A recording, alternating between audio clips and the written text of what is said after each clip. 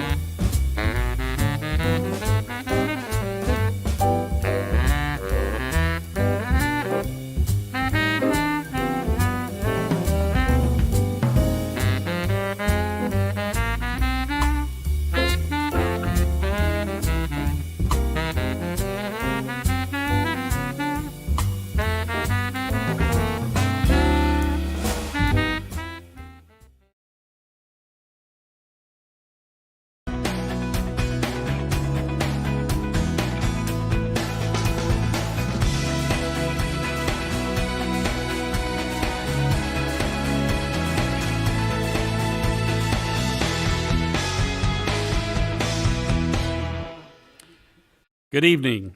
The Cypress-Fairbanks Independent School District Board of Trustees are now convened in a regular board meeting on Monday, September the 14th, 2020, in the boardroom of Cypress-Fairbanks Independent School District Instructional Support Center, located at 10,300 Jones Road, Houston, Texas, at 6 p.m.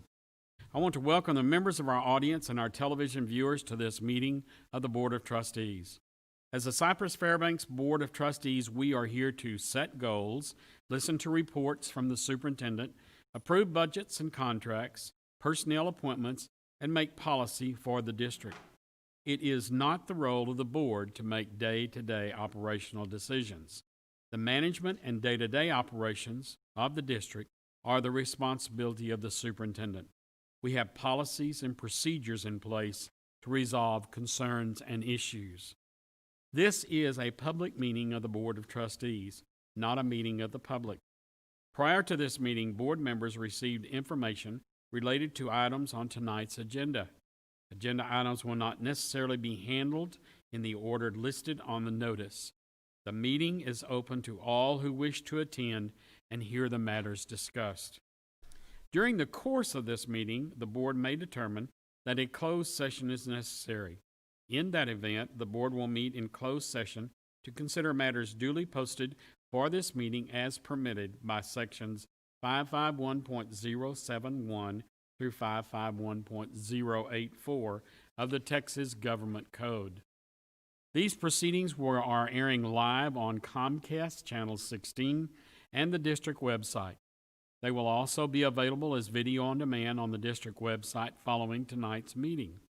For the video to adequately reflect the proceedings, I respectfully ask that you please refrain from talking while others are speaking and that cell phones are turned off or in silent mode. I didn't bring mine tonight, so I'm not going to show you I've got mine, but would y'all please turn those off? Thank you for taking the time to join us this evening and for your interest in Cypress-Fairbanks Independent School District. I would also like to take this opportunity to recognize our Community Leadership Committee members who are in attendance tonight. Leslie Martone, would you stand? Thank you, Leslie. Stacy Anderson, would you stand? Thank you, Stacy. Francis Romero, would you stand? Thank you, three ladies, for coming, and we appreciate your dedication to the community leadership. Bob, we have one more member here as well, Ryan Irving. Ryan, and you look so nice. Ryan is here with us, Ryan Irving. I'm sorry, I didn't have you on the list, excuse me. The invocation and pledge for tonight's board meeting will be given by Reverend Heather Tollison of the First Christian Church. Heather graduated from Cypress Falls High School in 1998 and attended Texas Christian University to study religion and psychology, also where she earned her master's degree. She has been serving congregations for 20 years in Texas, Kentucky, and Arizona, and is very happy to be back in the area where she grew up, serving a congregation committed to creating justice and equality in our community and beyond. Heather, we appreciate your commitment to the students and families of our district, and thank you for being with us tonight. Before the invocation, I'd like to introduce the AFJROTC cadets who will be presenting the colors this evening. Our cadets are from Cypress Creek High School, and they are Cadet Staff Sergeant Yasmin Soto on left rifle, Cadet Captain Larissa Sarabia carrying the American flag. Gilbert, any kin to you? Okay. I'd claim her, okay. Cadet Second Lieutenant Eric Carranza carrying the Texas flag, and Cadet Lieutenant Colonel Haley Kopp on the right rifle. Our cadets this evening are under the direction of Staff Master Sergeant John R. Schwartz, United States Air Force, retired. Please stand. Go ahead. Will you join with me in prayer?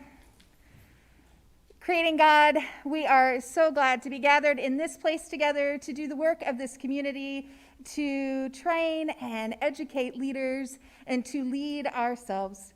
In this time of movement, may we continue to be reminded that you are doing new things in us. May you inspire us to lead boldly, to create safe places, and to teach with open hearts and minds. May you give our administrators and staff a passion to continue to care for the students that this school district brings up. May you continue to plant your seeds of wisdom in this time before us as new things evolve and unfold, and give us hearts that we may keep our students and staff and faculty safe throughout this time. May you be with us in all that we do. In your name we pray, amen. Amen.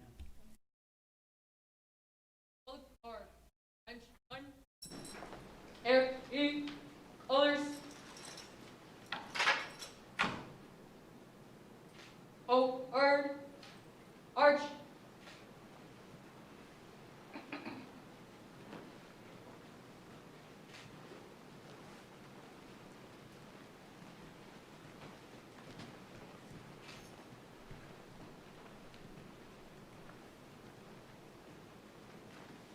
Hold hard. Alt. Oath. Wreath and arms.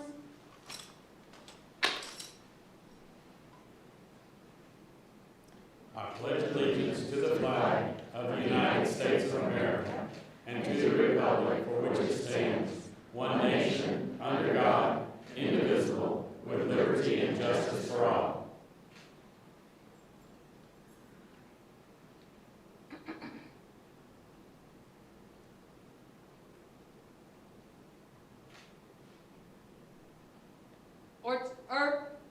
Arms.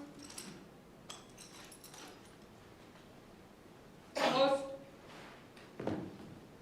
O, march.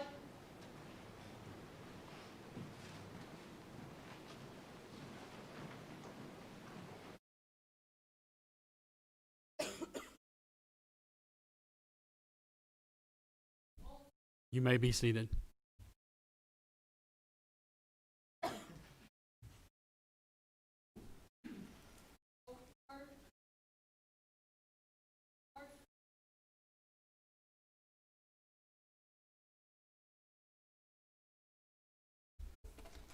Board member Julie Heineman will read the district's vision and mission statement for the benefit of the audience.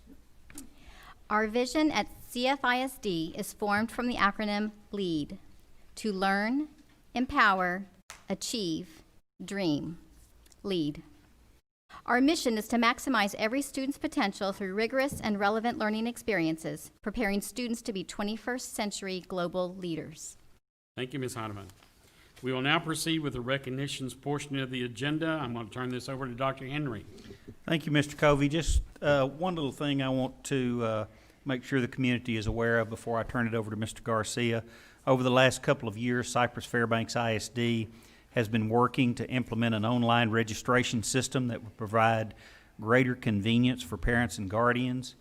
Our online registration can be accessed from a computer, smartphone, or tablet any time of the day or night with a device that has a camera. Parents, guardians can also scan and upload the documents that are required for registration, making the process completely remote. This is more relevant than ever as we prepare and as we have begun the 2020-2021 school year, and just one more way that our district is working to lead safely. Information regarding our new student registration process is available on our district website at www.cfisd.net. Parents, guardians with questions can contact the campus directly or the Student Services Admissions Hotline at 281-517-6342. This time, I'll turn it over to Mr. Garcia. Thank you, Dr. Henry. President Covey, Board of Trustees, tonight we are excited to introduce to you and to the CFISD community our new Assistant Superintendent for Secondary School Leadership, Ms. Sarah Hardy. Be okay to clap now. Oh, yay!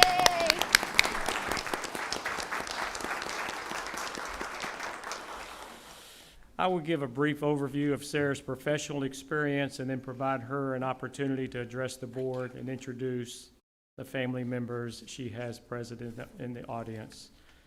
Sarah recently started her 20th year as a principal. She served 7 years at Cypress Springs High School and is in her 13th year at Cypress Lakes High School, the only principal they have had. She also served as an English teacher, assistant principal, and associate principal at Jersey Village High School. Sarah's been a mentor for new principals and was selected by her peers as the Region 4 Secondary Principal of the Year on 2 different occasions. She participated in the Rice Educational Entrepreneurship Program, the Harvard Leadership Series, and has served as the UIL Regional and Area Music Chairperson. She is a member of the CFISD Reopening Committee and is in the process of becoming a nationally certified mentor. Sarah enjoys reading and making lists of the places that she would like to travel to. She loves to watch basketball, any team and any level, and she loves to visit her parents in Kentucky. Please join me in congratulating Sarah Hardy.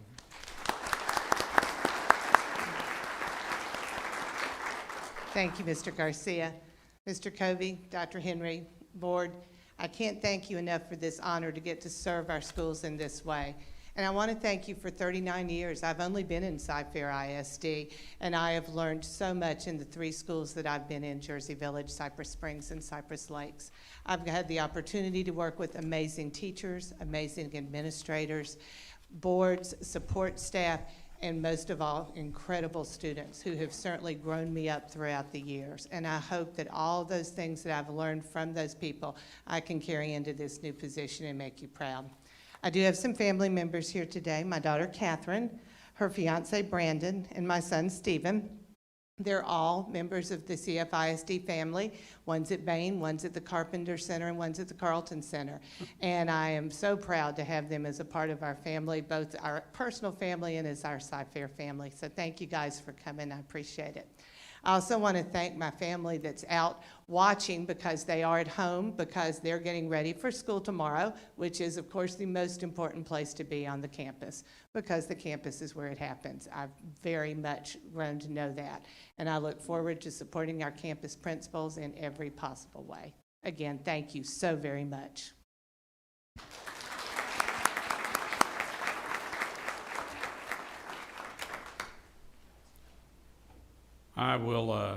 We will take a 4.5 minute break. No, I'm sorry, 5-minute break to visit with Ms. Hardy, and then we'll come back and we will get into the public comments. So a 5-minute break from right now.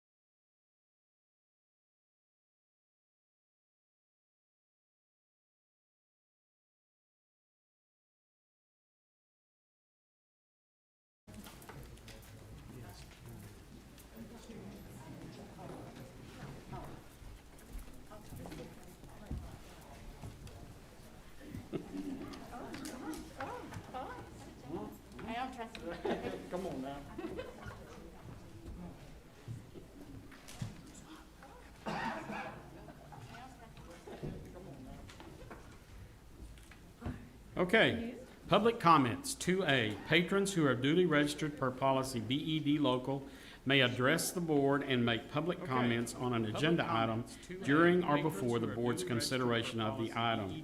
The board may allow public comment on agenda items at all meetings.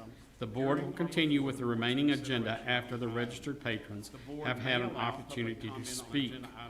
As you know, this is a 2-minute period. The green light will come on when you start. The yellow light will come on 30 seconds before the end, and then the red light comes on when 2 minutes are up, and we ask you to please summarize and complete. So first up is Donna Lord. Donna?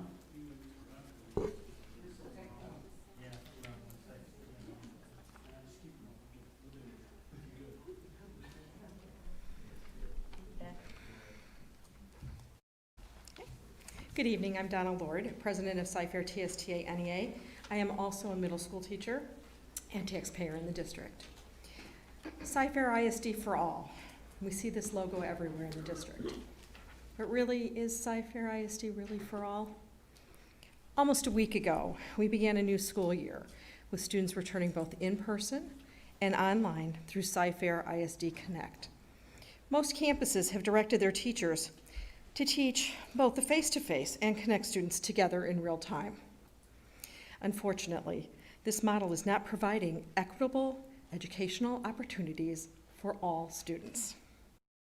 A teacher cannot give proper and equitable attention to both Connect students and face-to-face students at the same time. As a result, both groups are missing out on valuable educational opportunities. It is clear that the people responsible for this model have not been in a classroom teaching students for a very long time. However, there is still time to mitigate this catastrophe. Connect students should be taught by a dedicated teacher only teaching Connect students, and face-to-face students should only be taught by a teacher teaching face-to-face students. This is really the only way to ensure equitable education opportunities for all students. Excuses about how hard and how difficult this would be are really not acceptable. This district has expected and required teachers to do the impossible, and we've stepped up. Now it's your turn. Do the right thing by these students. Provide them with proper, equitable educational opportunities for all. Thank you. Tara Cummings? And you want to come over to this one?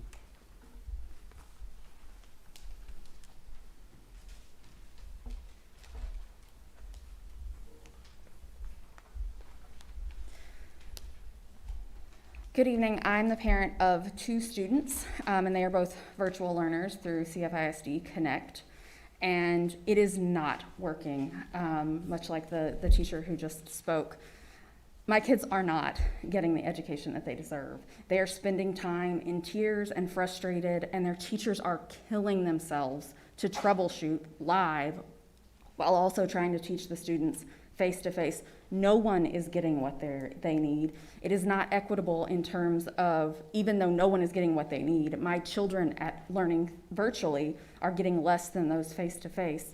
If my children were in special education, they would be getting even less. If my children did not have access to a printer or a touchscreen laptop, which I just learned apparently we have when there was a requirement for a touchscreen for an activity for my high school kid, there is no way to do this equitably, reasonably, or tenably.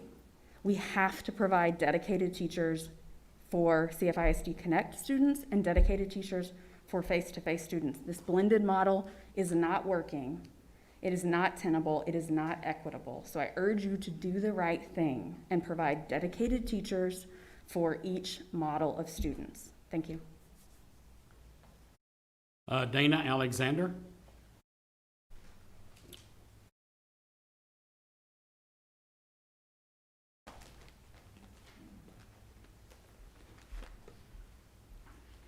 Hello, my name is Diana Alexander, and I'm an employee in Cyfair ISD. Thank you so much, board members. I just wanted to comment that this model and what we're trying to accomplish is unsustainable. At this point, we're waiting for the COVID dashboard and assurances from the board that communication about cases will be open. Right now, we have 1,116 confirmed cases in the zip code 77040 where my students live. So we have the responsibility to keep them and their families safe. We have a gap from when a person goes home when they need testing and when others might be notified while they wait for their results. In the meantime, community spread will continue to our school's detriment. Until this point, there has not been a concerted effort to get input from stakeholders, and that leaves staff feeling like we are disposable. I got a text from my 19-year-old daughter who's at college saying, "Mommy, I don't want you to die." Somebody's mommy might die, and we should all be working together to make sure that doesn't happen. I yield my time, but I will not stop speaking up. Thank you. James Robertson.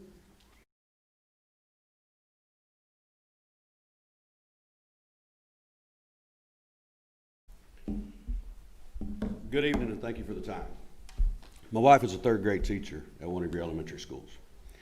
Up until about a week before the school year started, they were led to believe that they would be doing one or the other, hybrid or in person.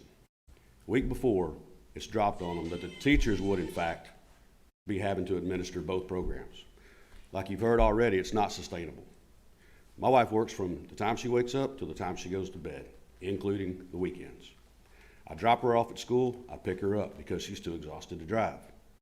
Every day when I pick her up, when she gets in the truck, she's in tears. She's ready to quit. 1 week into the school season, she's ready to quit. She's not the only one either. By nature, teachers are rule followers. They are committed to self-sacrifice for the greater good. They love their kids. They truly would do anything for their kids. And because of that, because of their very nature, they won't stand up and speak for themselves. You're abusing them for their very nature. It's not right. I'm going to yield the rest of my time and let you guys listen to the rest of the people because I know people have plenty to say. Thank you. Dr. Sterling Allen.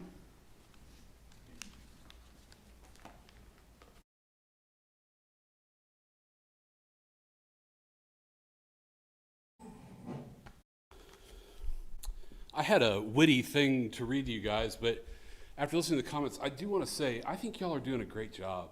You're doing as best you can in a really horrible situation, and I want to say thank you to that. My only complaint is about our early elementary students and the platform Schoology.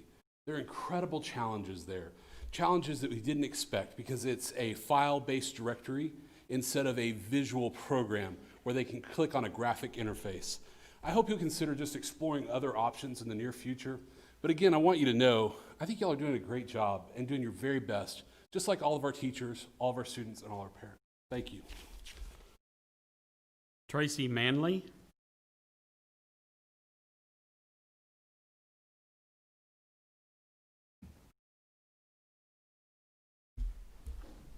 Good evening. My name is Tracy Manley, and I'm a pre-K teacher here in the district. Thank you for the opportunity to get to address you. Let me first start off by saying that I'm a teacher who has taught for 13 years here in the district, same school.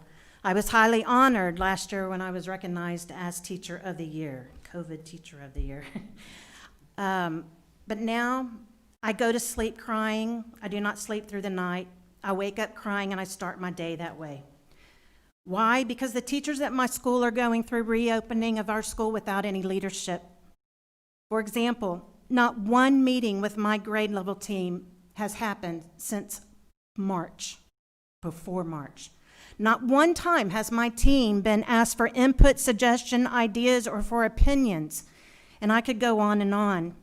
I teach pre-K, 4-year-old babies entering school for the first time, learning through play. But picture this, a small room, 14 face-to-face children, 3 adults, student tables, work tables, Promethean boards, 2 computer carts, wooden kitchen play sets, playhouses, buckets to separate toys, 14 nap mats at rest time laying side by side against each other. Social distancing is simply not achievable, and no one seems to care but me. I already have 3 students out and 1 being referred for COVID testing today.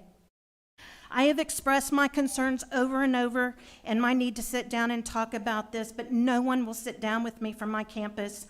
I've had two logical solutions, but nobody will tell me why they won't work. One is we have an empty portable building sitting on the campus. Why can't I use it? My partner is having to teach Zoom out of a closet. I have only been told that I take things too personally and to just relax. I am taking it personally. I will take a bullet for my students, but I cannot protect them against COVID under these situations. Thank you very much. We need to hear it from other people. Thank you. I didn't see that. Haley Green?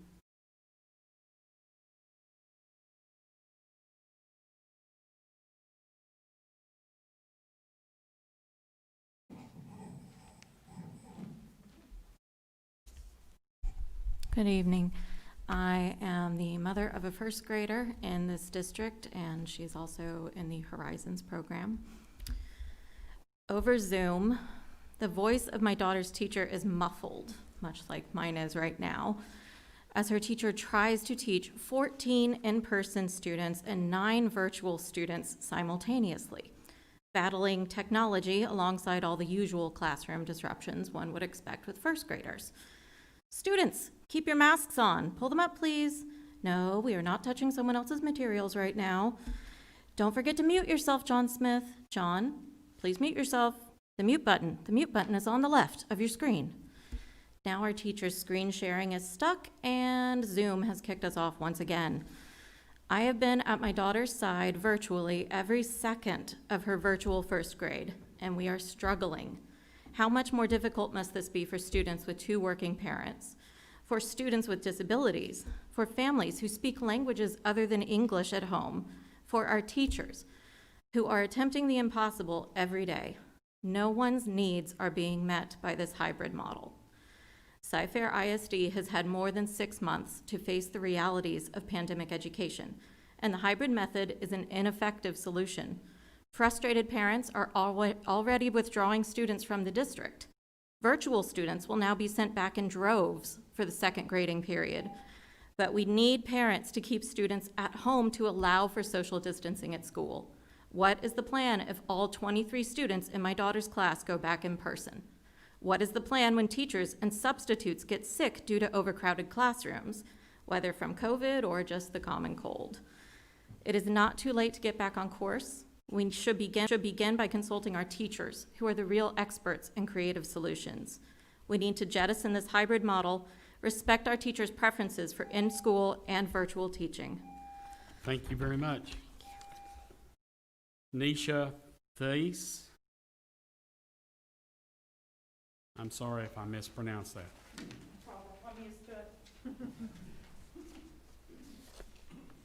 My name is Nisha Tice. I am a parent to a 3rd grader at Horn Elementary, and I just want to take a minute to really commend the teachers. I cannot thank you enough for the dedication, the commitment, and the enthusiasm you all have shown in the face of a really bad situation, and you are appreciated. I hope you know that. There are lots of parents that appreciate you, and we can't thank you enough for what you're doing every day. That being said, I don't know how this is sustainable. The virtual and the face-to-face, I see our teachers struggle with it, even though they try not to show it.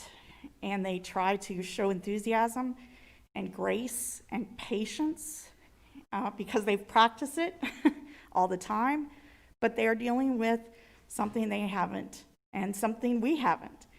And I don't know how we can go on doing a face-to-face and virtual with teachers that are overworked already. The technical difficulties are not their fault. It's simply they don't have a dedicated resource, it seems like. They don't have people that are looking out for them in the classroom. The kids that are using the Zoom, some don't, I don't think, speak English as their first language, and they are already behind. And I fear for those kids that are gonna fall further behind if they don't have parents that are there to help them, especially the elementary age kids. I've already heard a couple of those kids say they don't have mommy or daddy at home to help them. And I feel for them, because the teacher can only do so much from her classroom. Second of all, I worry about the time that they are on the computer screen. I was under the assumption that they were only going to be on the computer screen. Thank you very much. We need to move on. I'm sorry. Thank you for your time. I appreciate it. Mariah, I can't tell what your last name is. What is it? Thank you. Mariah?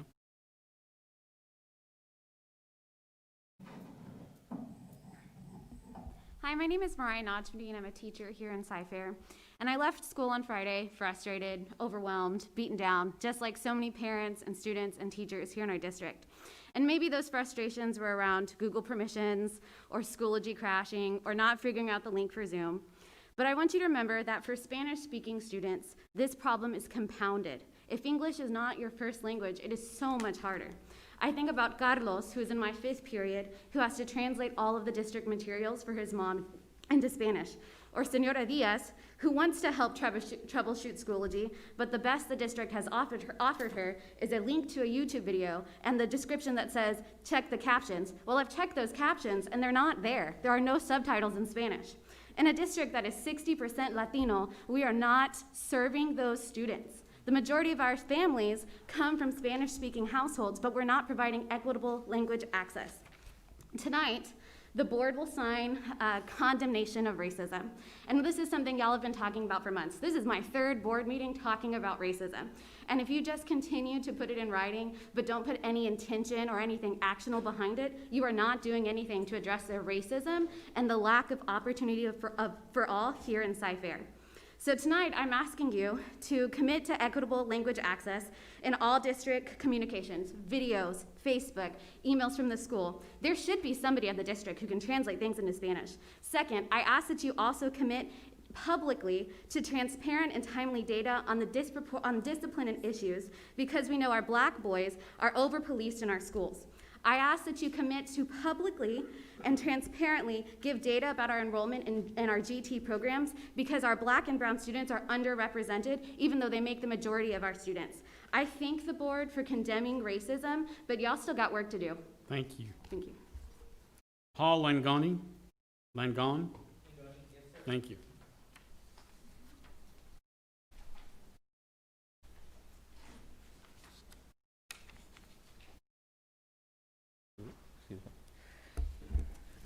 Sorry about that. Thank you. My name is Paul Langone. I'm a teacher in the district. I'm also a former Teacher of the Year. My wife and I both are teachers in the district, and this last week, I would say we worked roughly about 80 hours, I would say. Most teachers are probably working at least 60 hours a week, and that's at a minimum, and I don't think they're getting to do what they need done in 60 hours a week. My brother is a firefighter and a captain here in Houston, and I remember the long hours he worked during Hurricane Harvey. While we aren't first responders, one thing is for sure, we are definitely essential workers at this point. It's very obvious to me. This is our Hurricane Harvey right now, and it will be for the rest of the semester and possibly the rest of the school year.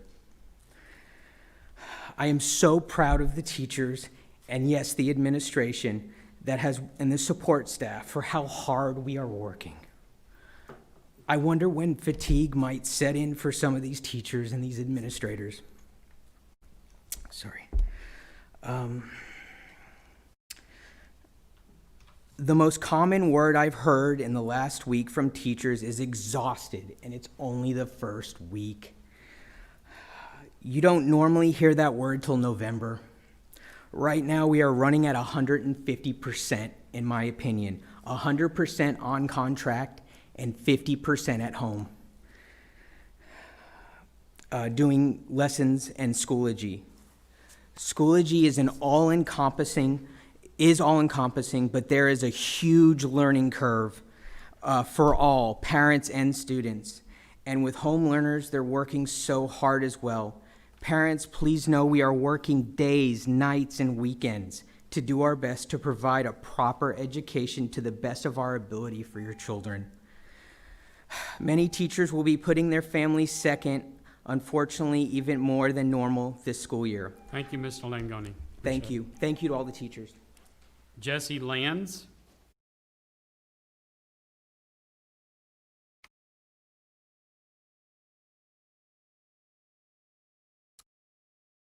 Hello. I know several dozen teachers throughout the district, and I can say over the past several weeks, maybe 2 to 3 of them have had more than a day off in the past month. Most of them spent 50% to 75% of their summer working. They're just getting beat up on the ground, period. They're teaching 2 classes. They're preparing for 3rd for those individuals without technology at home. This is with a team. My wife has a team of teachers working with her. What about the teachers that are individuals? They're doing this all by themselves.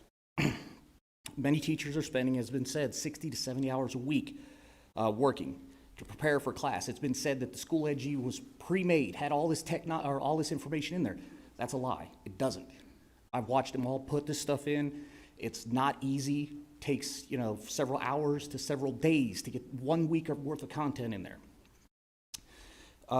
Teachers' breaks are being micromanaged. They've been told how many seconds they have to use the restroom between classes. Do you want to be told how many seconds do you have to use the bathroom? Teachers, I know at least half a dozen teachers who broke down in tears. Teachers that 20 plus years have been asking and counting, when can they retire? When can they get out? Teachers asking their spouse, hey, can we make it if I quit right now? And that's sad. Teachers are, thought this was the most fulfilling job ever, regretting every decision they've made to become a teacher. It's just not a sustainable model. When the cracks happen, when stress breaks, it's going to spread. When one teacher crumbles, it's going to spread to the others. And then you're going to start losing teachers in droves. It's not going to happen. It's not going to make 9 weeks, and you're going to start losing teachers. Thank you. Nikki Cowart.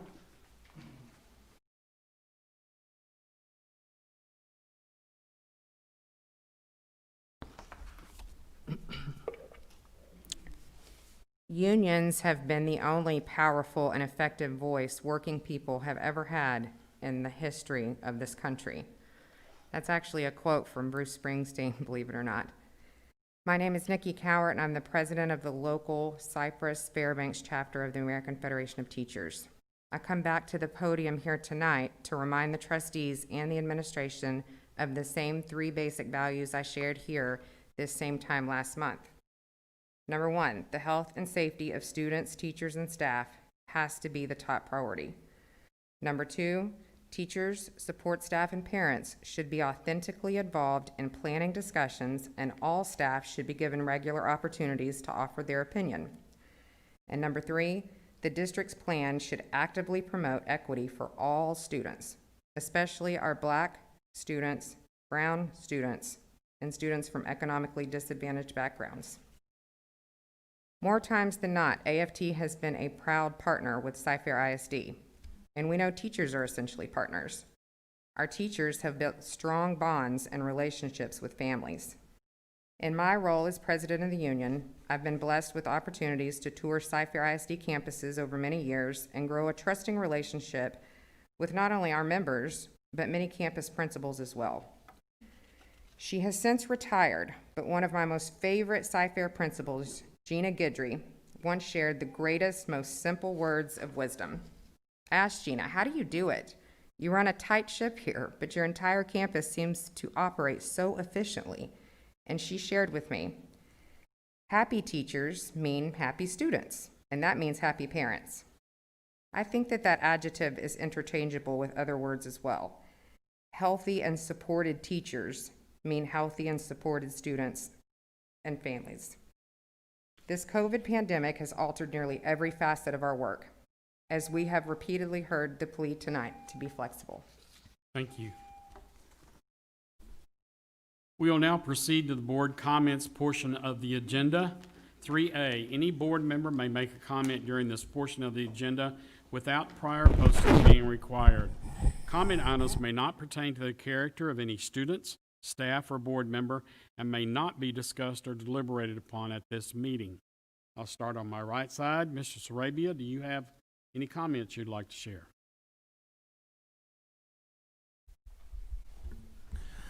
Yes, thank you everyone for coming and sharing your wealth of experience and knowledge here. It is duly noted. On a lighter side, I'm excited to have the school year start, and that's not a detriment to anything you guys are trying to bring about. But I am excited for the school year. I'm excited for the 2021 class. I'm excited for the extracurricular activities going on. I'm also excited for the challenges that are coming and the trust I have in the administration that they can hear the community and know that they are working 24/7 to try to solve the problems as they come. We also have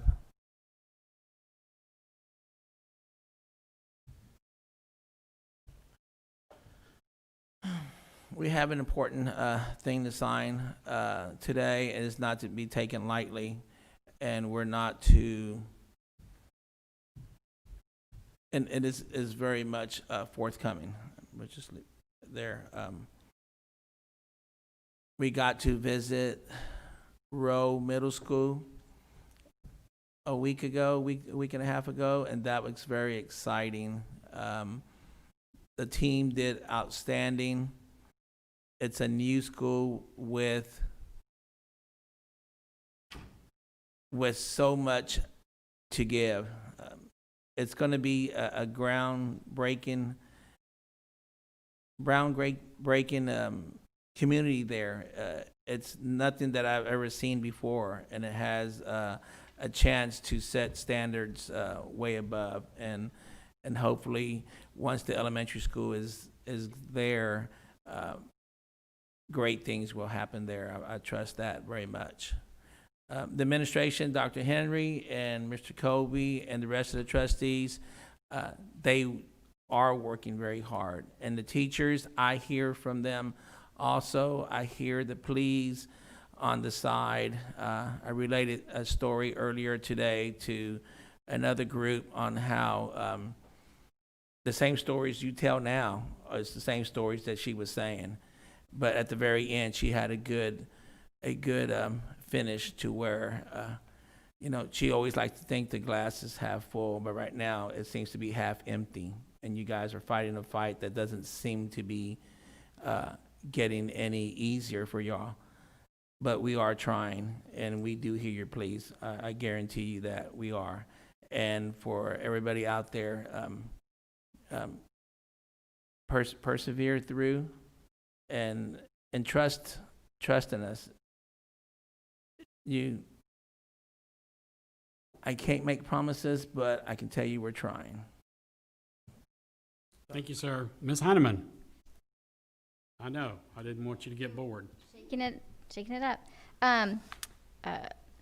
First, I want to say I'm sorry that my phone made a noise. I actually had it on silence, but there's one person who is specially set up that if she calls me, it makes a noise, and that's my daughter at college. So then she said, sorry, you're in a board meeting. She just said sorry. Send money, right? No. So I apologize for that. First, I want to say thank you. This lovely mask was made by one of our local grandmas and her son, Philip. So Ms. Rose, thank you for the mask that you made for the board. We appreciate your generosity. I also want to say a heartfelt thank you to the teachers. As a parent, I see how hard my child's teachers are working, and I hear your voices, and we read your emails, and we know how hard it is, although we can't possibly know because you're the ones doing it every day. But I want to say thank you for your efforts. Knowing that it's going to get easier doesn't make it easy now. I understand that. But please know that you are appreciated and you are loved. I wanted to, I'm skipping the other 9 pages, Dawn, that I wrote. I wanted to remind everyone that there's an election coming up. National Voter Registration Day is September 22nd. The deadline to register is October 5th. Typically, we go into all of our high schools and we register our eligible seniors to vote in their government economics classes. Because we're not able to go into the classrooms this year, the League of Women Voters partnered with the school district, with the teachers, to provide a video and voter registration materials so that all of our seniors will have the opportunity, if they're eligible, by their birth date, to vote, to register to vote. I appreciate the League of Women Voters doing that. If you'd like to check the current status of your registration, you can go to harrisvotes.com. That's that. The last thing I wanted to just talk a little bit about was, again, as a parent, I have learned the hard way that the quickest way to totally annoy a teenager is to tell them about how it was when we were in school, right? Because that doesn't matter. No one cares what it was like when we were in school. Not only is it annoying, it's disrespectful to them. What matters is the experiences of students today. And today's students are experiencing things that no other students have before. Today's students are the first to experience going to school wearing masks, social distancing in classrooms, learning virtually through new platforms amid fears that this global pandemic has brought into our homes, our schools, our businesses, and our families. We need to give students the space to express their feelings about all of this and to have input into how we work through this together. So I encourage district and campus administrators and leaders to seek out ways to incorporate student voices, to listen, engage, and involve students. Unprecedented times can be opportunities to try new ideas, new tools, and new ways of doing things, and something good could come from that for sure. Thank you. Thank you, Ms. Heineman. Mr. Jackson.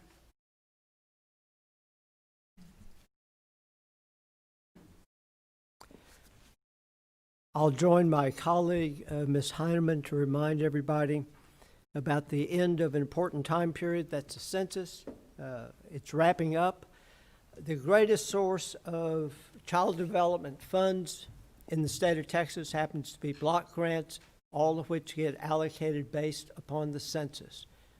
Texas is running about 9% behind where we were at the last census, so it matters. When the pandemic was recognized in March, I shifted my board approach, as Don Ryan would say, from being a crop duster to using the matrix of strength, weakness, opportunity, and threats. When I was a newly minted chief financial officer, the first year the company I was with found itself on the front page of the Houston Chronicle and was the lead story in all 3 major television channels. In my subsequent interview with the FBI, they mentioned that there was a family in the Southeast and a family in the Midwest that were unhappy, and they suggested I obtain and look into extortion insurance. Roll forward years, I'm now a chief financial officer of a publicly held company, preparing to testify in federal court, and somebody comes into my office, a rather beefy-looking fellow, who tells me that he's from a family up north and that his boss had never lost any money. My secretary received phone calls, which then prompted phone calls to the U.S. Marshal's office. When I went in to testify, I was escorted by the marshals into the courtroom. I testified. Ultimately, we won the case. People lost money. A bit of humor, the marshals did not escort me out. I asked them to do so, and they just laughed. They said, "You've already testified. It doesn't matter." I would also note that a former colleague with whom I served, who's now a county judge, had a press conference on threats and wrote a half-page op-ed on them. Threats are always inappropriate, and I would say a threat against one is a threat against all. I'm a great fan of hyperbole and oration but we need to be careful when we use our words that we do not encourage others to take steps which are inappropriate. My heart and thanks go out to parents who are trying to keep their children safe, but also provide and shelter them with the best education possible. If I could amplify that feeling, I would send the same emotion and thoughts and a tip of my hat to our teachers and our administrators during these trying times. I wish I could do more for each of you. I know the road will become bumpier before it becomes any smoother. Shareholders of the district, please have patience. Please create as little stress as possible upon the community, upon the staff and employees of this district. We will persevere. We will see the end of this, but it will be a long year. Thank you, Mr. President. Mr. Jackson. Dr. Ogletree. Thank you, Mr. President. I just want to send my appreciations to the teaching staff and all those who work in our schools. This is quite a challenging year, and I know that you're going through quite a bit at this time. But also our administration here is going through quite a bit. I want everyone to know that no one is exempt from the strain, the hours, the tension, trying to figure this out. I made a promise at our last meeting, and I really believe this. That we will make the right choice, make the right decisions if it is going wrong, if children are not being educated, if there is a lack or a gap in safety and health. I do believe that there will be a course correction. We are just 5 complete days into the school year, and my prayers are that things will go according to plans, that there will be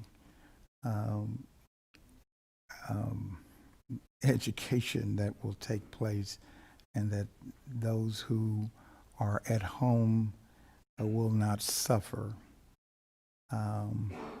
And if we discover that they are, I do believe that this administration will make the necessary adjustments to do that. I'm concerned about the parents who are at work and their children are at home. That is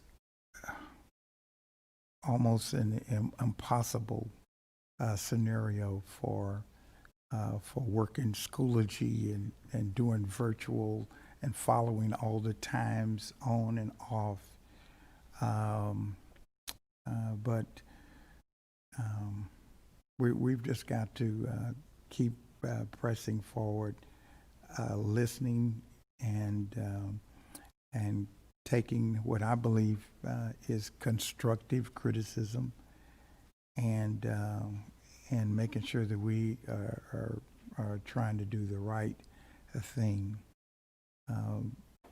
Our kids, those who speak a second language, those kids who are a low socioeconomic background, those kids who have parents that have to work, is I will say is what we really have to focus upon and do our best to get the information to see if they are able to follow what we have planned, and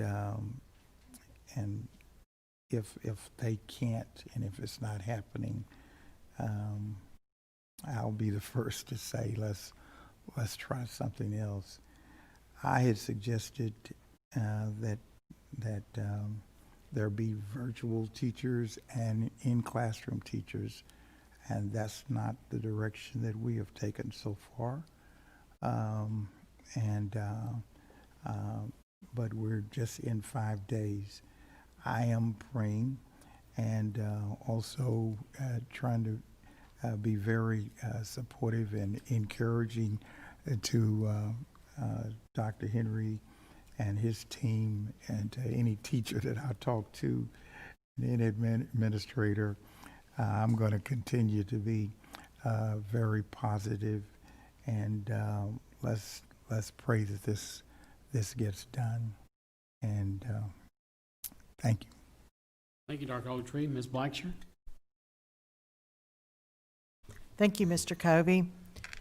You know, I think I said to someone a couple of weeks before school started that only one of the unique things about this school year would be that everyone would be on a level playing field, because whether you have taught for 1 year, or new teacher, or whether you taught for 20 years or more, this was going to be totally new to everyone. And I want to say how much I appreciate all of our teachers, support staff, bus drivers, food service workers, custodians, everyone that is working together to try to make this the best situation possible for our students. And I know it takes a lot of patience on our parents' part too. On Sunday, after church, I sought out 4 different teachers at my church whom I knew taught in the district to see how their week had been. And what I heard from them was similar to what I've heard tonight, and all of the challenges that presented themselves this week while trying to teach in person and online. Now, having talked to my 4 grandkids who are all in person at school, when I talked to them, for them, their week seemed perfect. I mean, they said it was a great week. I asked them if how they felt about wearing the mask all day. They all said after a while, they forgot they were wearing a mask, and that there didn't seem to be an issue with students not wearing them, and they were just so happy to be back at school. It looked a little different. My youngest grandson, who is a 6th grader, was a little incensed that he now eats lunch with 2 dumb girls he doesn't know. But, you know, that's a 6th grade boy for you. If that's the worst he could complain about, you know, all was well in his world. But we are trying so hard to make it a safe environment for kids. And I'm going to have to say, it really distresses me when I hear that maybe some in our school leadership are not listening to their teachers and may not be receptive to the positive feedback they're trying to give about their situation in their classroom, because we have to make this work. And what I will say as a trustee is that I would ask everyone, we're just in the first week, and under good circumstances, the first week is always stressful, to please give it another 2-3 weeks, see how it goes. But definitely we want to hear your feedback, because, you know, when I heard about these teachers talk about how their first 4 days were, my comment to my husband on the way home from church was, you know, I'm really worried, concerned about the stress level of our teachers. So I feel like I know this board and this administration well enough that we will all be listening, and you know, if we start down this path and we see something's not working, I hope and I think we will make what corrections we can to make the situation work. And realizing it may not always work for everyone, but doing our best to make it work for teachers, students, and parents. But it's going to take a lot of patience on everyone's part. Thank you. Thank you, Ms. Blackshear. Mr. Ryan? I think my peers have said a lot of great things, and really, if you just put it in a nutshell, this is no way how anyone wants to start school. But I think if you look at the history of our district, and this is what gives me confidence, if you look at the history of our district, is that we go above and beyond. We always have, we always will. We've had tough times before, and we've gotten through it. There's been bumps in the road. There's no doubt about that. But the one thing I'm confident of, and this is what I tell people is so important as a board member, is that you hire an effective leader. And I have no doubt in Mark. He's compassionate. What you say and what you feel, he feels 10 times over. I mean, he's got grandkids in the school. He takes the brunt of it. And he does it with a smile on his face. I don't know how he does it, because I just pretty much tell people sometimes to just, you know what. But I think that's a reflection. What we're going to see once we get through all this is you're going to see a reflection of a great leader, and where we're going to come through this is because of his leadership and because of our administration and because of the sacrifices that our teachers are making in the classroom. Yes, it sucks right now. That's just blunt. But I assure you, we will get through this. We always do. It's the true fiber of our community and our district. It's just who we are. So, you know, I probably shouldn't have said that one word, but hey, you know, it is what it is.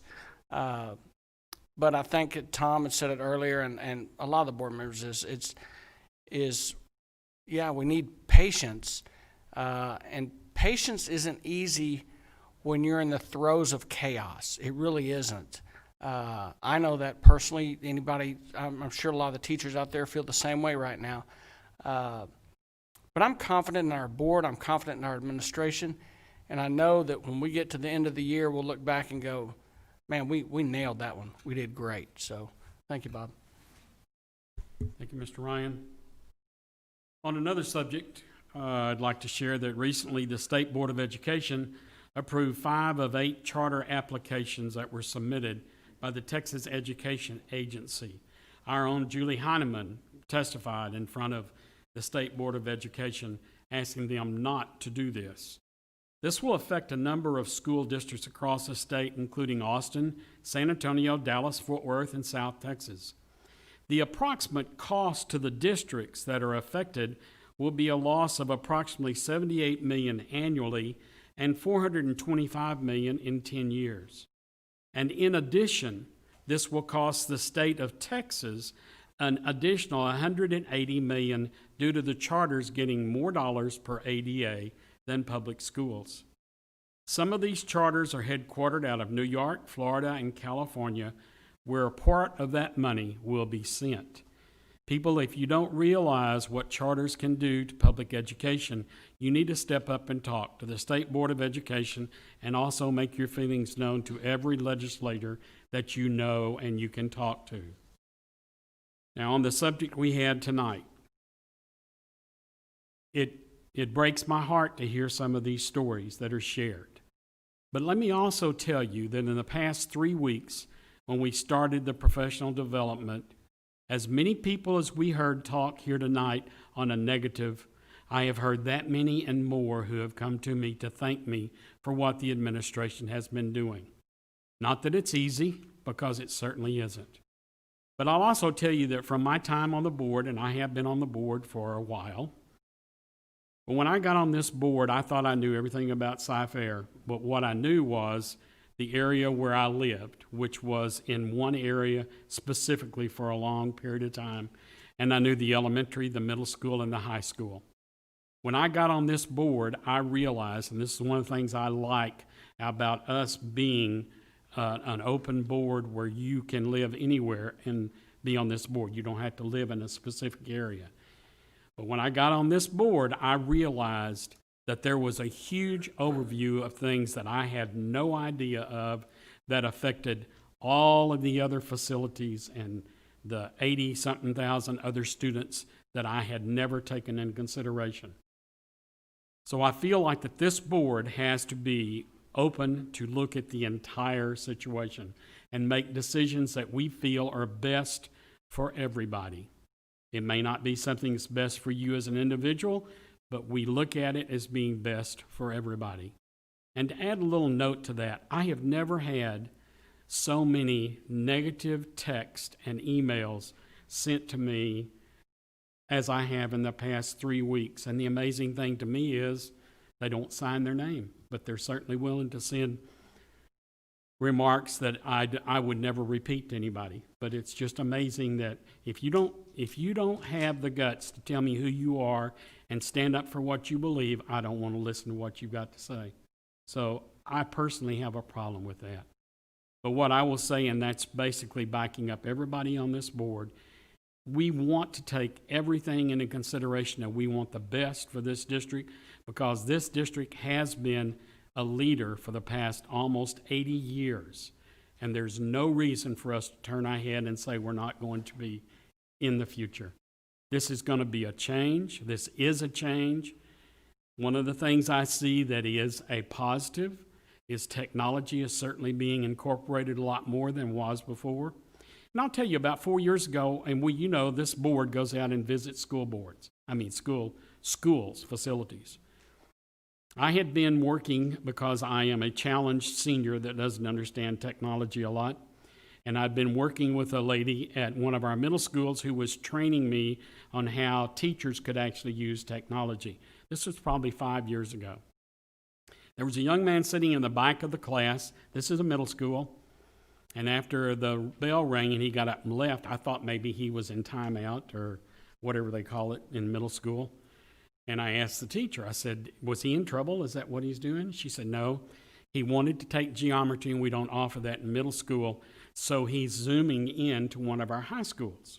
I thought, okay, that's pretty cool. That's technology being used how it should. And this young man was advancing himself into what he wanted to be doing.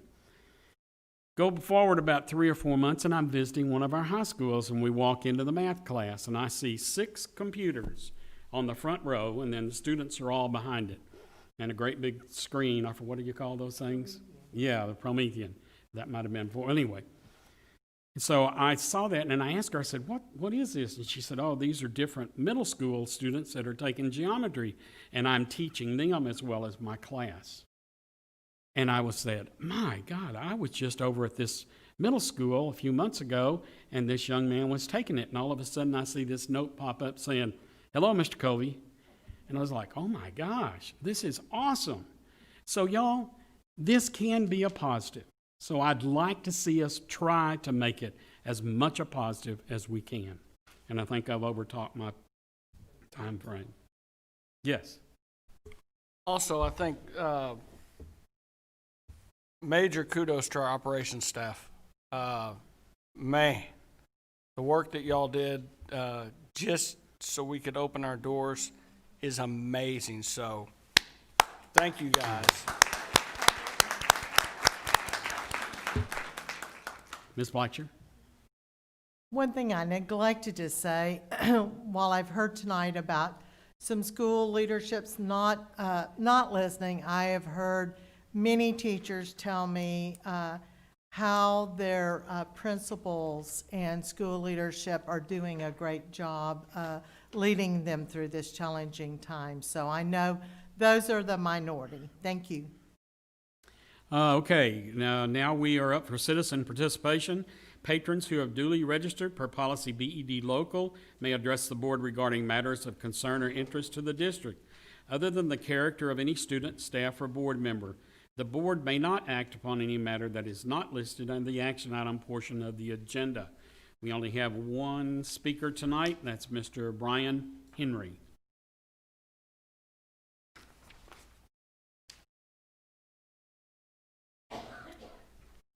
Good evening. Thank you for the opportunity to address the board and the Cy-Fair community. My name is Brian J. Henry. I'm here as a candidate for the Texas House. The community recently has been talking about how to reopen schools safely, and I commend everyone for their hard work in doing that. Tonight, I came to talk about public school funding. The Texas economy has been in recession for months. Our state budget has been negatively impacted due to reduced sales tax revenue and low oil prices. The comptroller says we have a shortfall of over $4 billion. So make no mistake, public education funding will be on the ballot this fall, and there will be an epic funding fight next spring.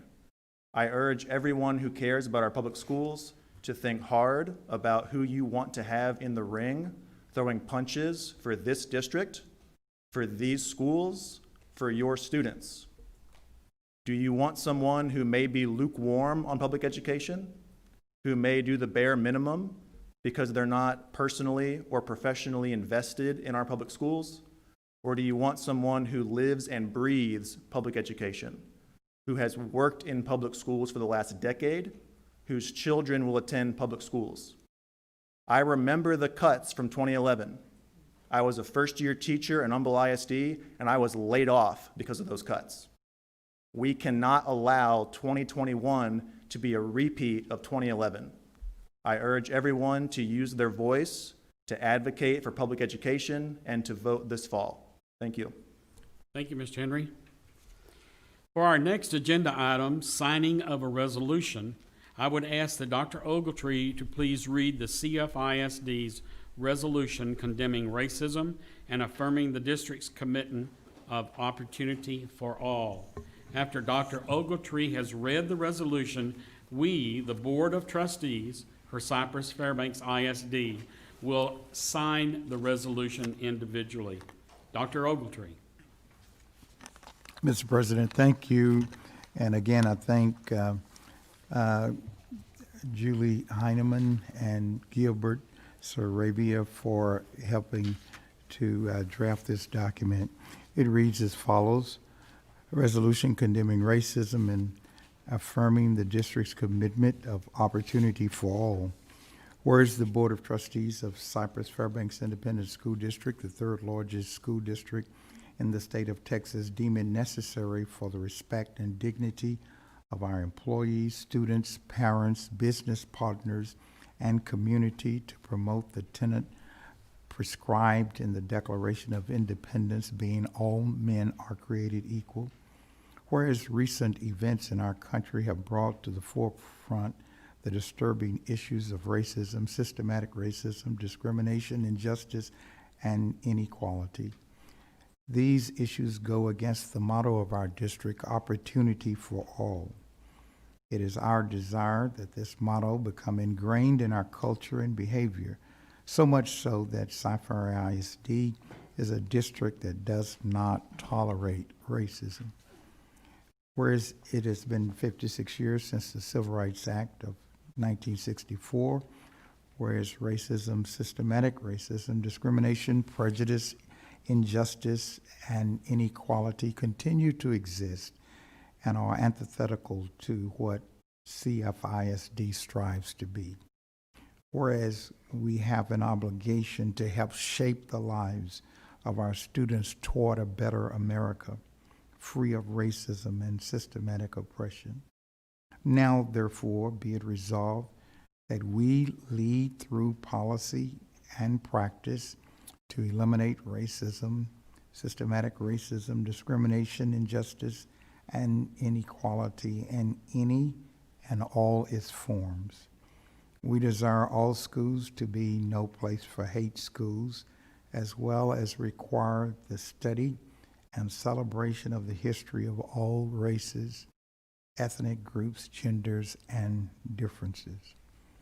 We resolve to engage an outside entity to conduct an equity audit that will lead us to develop an equity policy or policies so we can better strive to close the gaps of opportunity and achieve among ethnic groups, races, genders, and those of low socioeconomic status and learning differences. Further, we resolve to encourage our district to be a place for transparent dialogue among our board, staff, school personnel, students, and parents on the issue of race and racism, and there be no retribution for individuals or groups for sharing what is perceived, believed, or experienced. We pledge as board members to engage in continuing education in the area of racism, discrimination, injustice, and inequality. In unity and agreement, we vote in affirmation and sign this resolution to be a part of our permanent record as a Board of Trustees on this, and today is the 14th day of September 2020, and it has a place for all of our signatures. Marnie, I can't remember. We have already voted on this and accepted it, did we not? Yes, okay. So all we're doing tonight is signing what Dr. Ogletree has read, okay? Is there one specific one that we need to sign? And, yeah, we can all sign on the same thing, or what are we going to do? How do we do that? I think there's one at either everyone's place or Bob's place. Well, that was just for reading. Bob, you can start signing that one and just pass it. Okay, so everyone, I will do the first one and then pass it on down.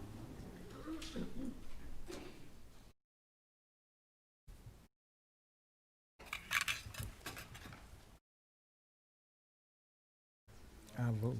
And I'm grateful to John and Gilbert and Julie for taking the time to put this together so well. And I'm also grateful for Tom because he made a little addendum to it that's why we put it off to sign for today. So I love the fact that this board believes that this is something that we need to do in front of the community.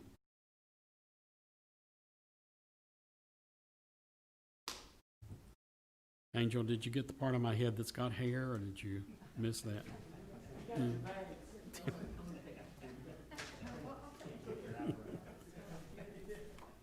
Really? Let me come on back.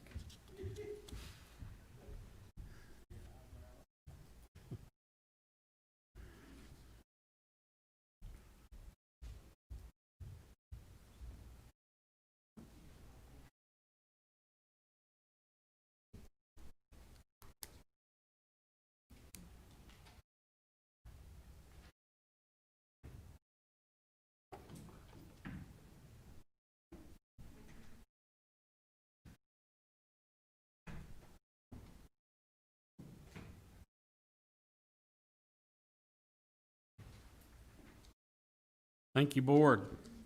The Board will now proceed with the reports portion of the agenda. 6A, the administration will provide an update on the reopening of CFISD. Dr. Mark Henry.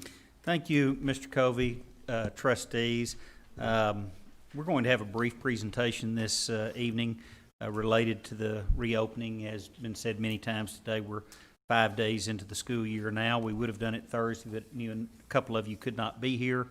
And we also thought it would be a good idea to make sure we had a full week under our belt. And then also, as Ms. Hull talks, she's going to talk this evening about the dashboard. And I know that's something that several people have asked about. But I really think the great equalizer in this country is education.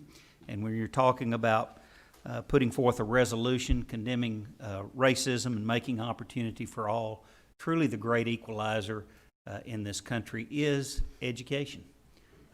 And the better the education, the better the possibilities in our country. And what we want to try to do, whether it's online or whether it's in person, we want to try to make sure that we guarantee the best possible education that we can. Certainly, we're not there yet. We know we've got a ways to go, but we are committed as an administrative team to working with our campuses, our teachers, and our staff to make sure that we meet the needs of all of our students, while very importantly trying our best to keep everyone as safe as possible. Safety is still the overriding number one goal, but with that goal of keeping everyone safe, we want to provide a quality education to our students, because that's why we exist. Having said that, I'll turn it over to the chairperson of our reopening committee, Ms. Hull. Good evening. I have the pleasure of providing you with an update on the reopening of CFISD, and I first want to start off by recognizing the members of that committee. It really was the work of a number of people. Our campus principals that served on that committee worked countless hours in trying to develop plans and train principals and provide that support. All of our support staff from transportation and operations, facilities, food service, communication, HR. I mean, there's just, it's endless, the number of people that have worked to try to make this as a successful reopening as possible. We know that it definitely has been a challenging reopening. We know that there's still work to do and things that we need to look at and possibly modify and adjust. But you have our commitment that we are going to continue to look at those things. We don't feel that our work is done, and we know that there are improvements that we can make, and we're committed to looking at those and finding ways to improve. You know, although it was challenging for our classroom teachers, and I'll be the first to say that has been one of our greatest concerns as we've been planning all of this since April, is knowing that in the end the challenge was going to be in the classroom as teachers made that adjustment to teaching both face-to-face and remote. And on top of that, a whole new learning management system at the same time. So it was a Herculean task. And I do believe that there are modifications and adjustments we can make, and we're going to continue to look at that. But it was great to see kids. There was still an air of excitement when you kind of walked in buildings, even walked in facilities, to see buses running, to see kids, you know, out and about. It really was exciting. And I tell you, it was great from the reopening committee perspective to see some of the work that that group has done and all the planning that they have gone through, to see some of that start to fall into place and to happen.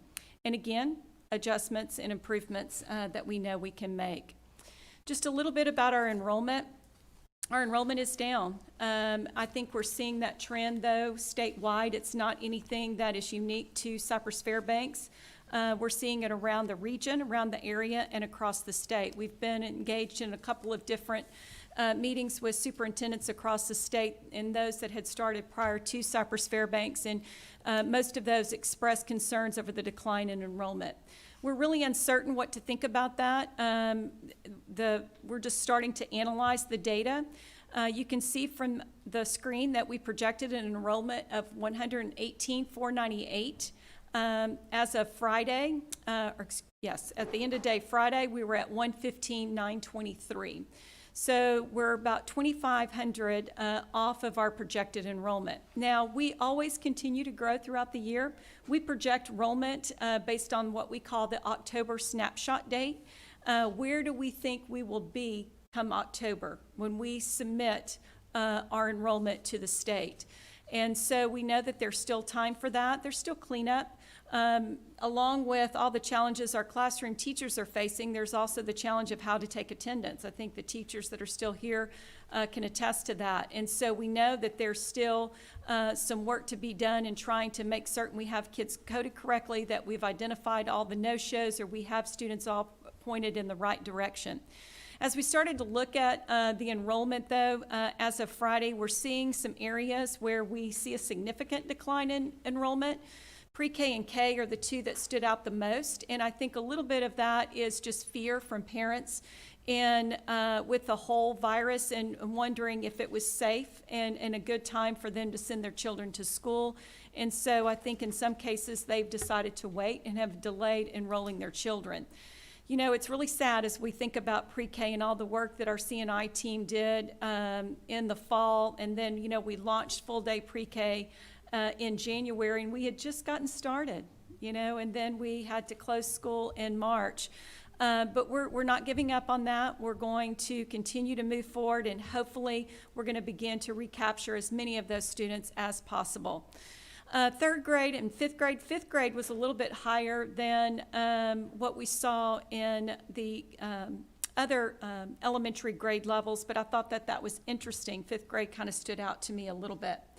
At the high school level, we're actually a little over our projected enrollment already at this point in time. We're approximately 370 over, so high school students are with us. Although ninth grade was down a little, you can see that overall we're over our projected enrollment. Middle school is pretty much right on target. We're about 79 students below our projected enrollment at the elementary level. So then when you take those numbers, you can see that the biggest decline and where we're really missing the target is at the elementary level. And I'll go back just a second. I've had a couple of questions about the withdrawal codes. Are they going to private school? Are they going to homeschool? And the homeschool leaver codes are nothing alarming, a very small number. So there's a large number in the other category, so we're just going to have to study those and try to get a better determination of where those students are going. And we'll hopefully be able to provide you with an update next month. This just gives you, again, a summary of the learning plan selections and where we are. Approximately 55% of our students have selected CFISD Connect, and 45% have selected on campus, and then you can see those breakdowns by level. It really is, you know, a part of it may be just some frustration parents are feeling with doing the CFISD Connect, because that's new. That is new for our parents, it's new for students, it's new for teachers. So when you put all of that together, it creates a lot of challenges and a lot of frustration. But I do believe this in my heart, that as we continue to work through those issues and those problems, we continue to help and support each other, and especially help and support our classroom teachers, help and support those parents that are trying to figure this out and the best way to support their kids. I do think we're going to see significant improvements. But I am happy to say that our campus principals have been faced with a new challenge. They're receiving a large number of requests for students to return on campus.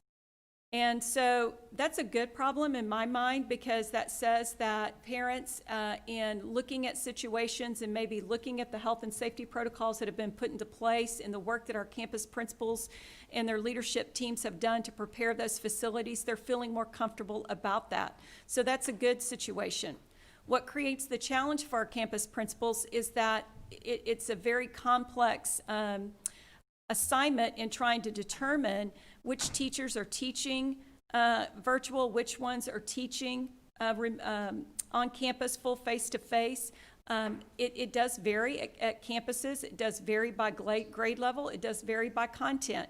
It really depends on the number of students at each campus and how the principals are able to provide the best environment for all kids. If I pull out too many teachers to teach CFISD Connect, then I'm possibly increasing the number of students for on-campus instruction. And so they're trying to find that balance. The other challenge with the teaching assignments and doing Connect and on campus is it changes each grading period. That's not a decision that we've made as a district. That is a decision that the state has said, that we can only hold parents to that learning plan selection till the end of the grading period. So they go through all this, they make assignments for who's teaching Connect, who's teaching on campus, and it can change completely at the end of that grading period. So I just share all of that, again, back to, I think, one of the comments that Dr. Henry and maybe some of the board members made. There's just a lot of things that we have to factor in as we're making these decisions. We're not making decisions in isolation. We're having to consider all these different factors. But again, we're committed to looking at that and seeing what we can do to make it better for our classroom teachers. Our technology distribution has been incredible. First, I can't say enough about the leadership Paula Ross has provided for her department, and with Katie Gentry, who I think is the director that's in charge of this entire initiative, and then also Karen Fuller working with our infrastructure and all of that and making certain all of this happens. And then on top of that, it wasn't just our technology team. There were departments across the district that stepped in to help and support them. The Berry Center just opened their doors, offered their people to try to help support this operation that's been going on in the Berry Center. Our transportation team, they were providing buses and transportation, transporting devices to the campuses, and then when we didn't have all the devices picked up at the campuses, they were dropping them off at students' homes. Our nutrition services team provided these carts and equipment that they can move technology around the Berry Center easily. So it has really been amazing to see just all of these different departments come together and work for a common goal, and that's to make certain that we're in the best position to provide a quality instruction for our students. As you know, our goal is to have a one-to-one initiative. Our goal is to have every single student enrolled in our district to have a device, a technology device of his or her own. And the supply chain has definitely created some challenges for us. To date, we have distributed 38,845 devices, so all of our CFISD Connect students are in good shape. We've distributed 7,200 hotspots for those students that do not have access to internet. The most recent update, Ms. Ross has indicated that she's hopeful that by the mid or end of October to have 11,000 to 14,000 additional devices that we can start distributing, and then we're hopeful that we can achieve our goal of one-to-one by the end of the semester. And so this really will make life a lot easier. In many cases, it even makes life a little bit easier in the classroom for the face-to-face students and the teacher. And we're just working diligently to make that happen. We had to prioritize the CFISD Connect students in receiving the devices because the face-to-face students had the advantage of having a classroom teacher there. So we needed to make certain that there was a device in the hands of the Connect students so they had access to a quality instruction as well. Curbside meals, again, this is a team and a department that has just been amazing. Since March, when the pandemic started and we closed the school district, they quickly pivoted and started providing curbside meals. Now they did that throughout the summer. Now they're running 2 operations, not just curbside. They're also feeding all of our face-to-face students on the campus at the same time preparing and distributing curbside meals. Because of the need to obviously and have all the staff busy on the campuses during the instructional day, they had to work out a schedule of distributing meals in the evening. So we distribute those 2 times a week, Tuesday and Thursday, from 34 different locations. And you can see there on Tuesdays, they distribute all the meals for Wednesday and Thursday. And then on Thursday, they distribute the meals for Friday, Monday, and Tuesday. So again, just an incredible department and great leadership by Darren Crawford. Our transportation department, I think Dr. Kane Smith would tell you this was probably one of the smoothest openings he's had. And again, this is a team, this is no easy feat. It's a very complex operation to figure out routing and bus service for all of our students in a district our size and the number of students that access transportation. I do think one feature that helped them be better prepared for the different routes that they had to run was the implementation of requiring students to register for transportation. I think this allowed them the opportunity to really plan and not have buses overloaded on that first day of school. So we received 30,707 transportation requests. I think there's actually been a slight update to the average bus load. I think now it's about 17.5 is the average bus load. They really have been working to ensure that we have as much social distancing on our buses as possible. Our average bus, or regular sized buses, are 24 to 26 seats. So you can see that they, in most cases, are able to have one student per seat. The student-teacher desk shields, this was something that was really a late decision that we made in August, and I can't say enough about how quickly Matt Morgan and Bill Powell with facilities and purchasing went to work in trying to secure as many desk shields as possible for not only our teachers but for our students. And so to date, we have received all that we initially ordered. But we've had multiple requests. We've seen a significant increase in requests for specifically the student desk shields. It's taking many more than we initially thought, so we are in the process of trying to secure additional desk shields. I don't believe all of those desk shields have been distributed because we just are still kind of getting them in, but I think to date we've received all of them, correct? Correct, okay. So we will be getting all of those desk shields out as quickly as possible. But again, this was just an added measure. I think it's something that makes our classroom teachers feel that there's another layer of protection. And I think parents feel that it's also a layer of protection for their students. So I think it's been a positive addition to our Lead Safely plan. Since our last board meeting, we had the opportunity to enter into an advisory support agreement with Memorial Hermann. This has really been a great step for us to receive their guidance, their review of our Lead Safely plan. It's an advisory team that includes 3 doctors. There's an infectious disease, an epidemiologist, and an internal medicine doctor. They did a very extensive and comprehensive review of our Lead Safely plan and then held a follow-up meeting with us and members of the reopening committee to just go through in detail their review of that plan and provide feedback and suggestions. But I can say that they were incredibly impressed with the plan, the level of detail, and again, how comprehensive it was, offered a number of accolades and commendations for the items that were included in there. But as they ended up their presentation and their review of the plan, they said, you know, this is all great, but they felt that there were 3 key things that we really have to stay vigilant with. And those 3 things are universal masking, social distancing, and hand hygiene. They said that those 3 things are the key to successful reopening and remaining open.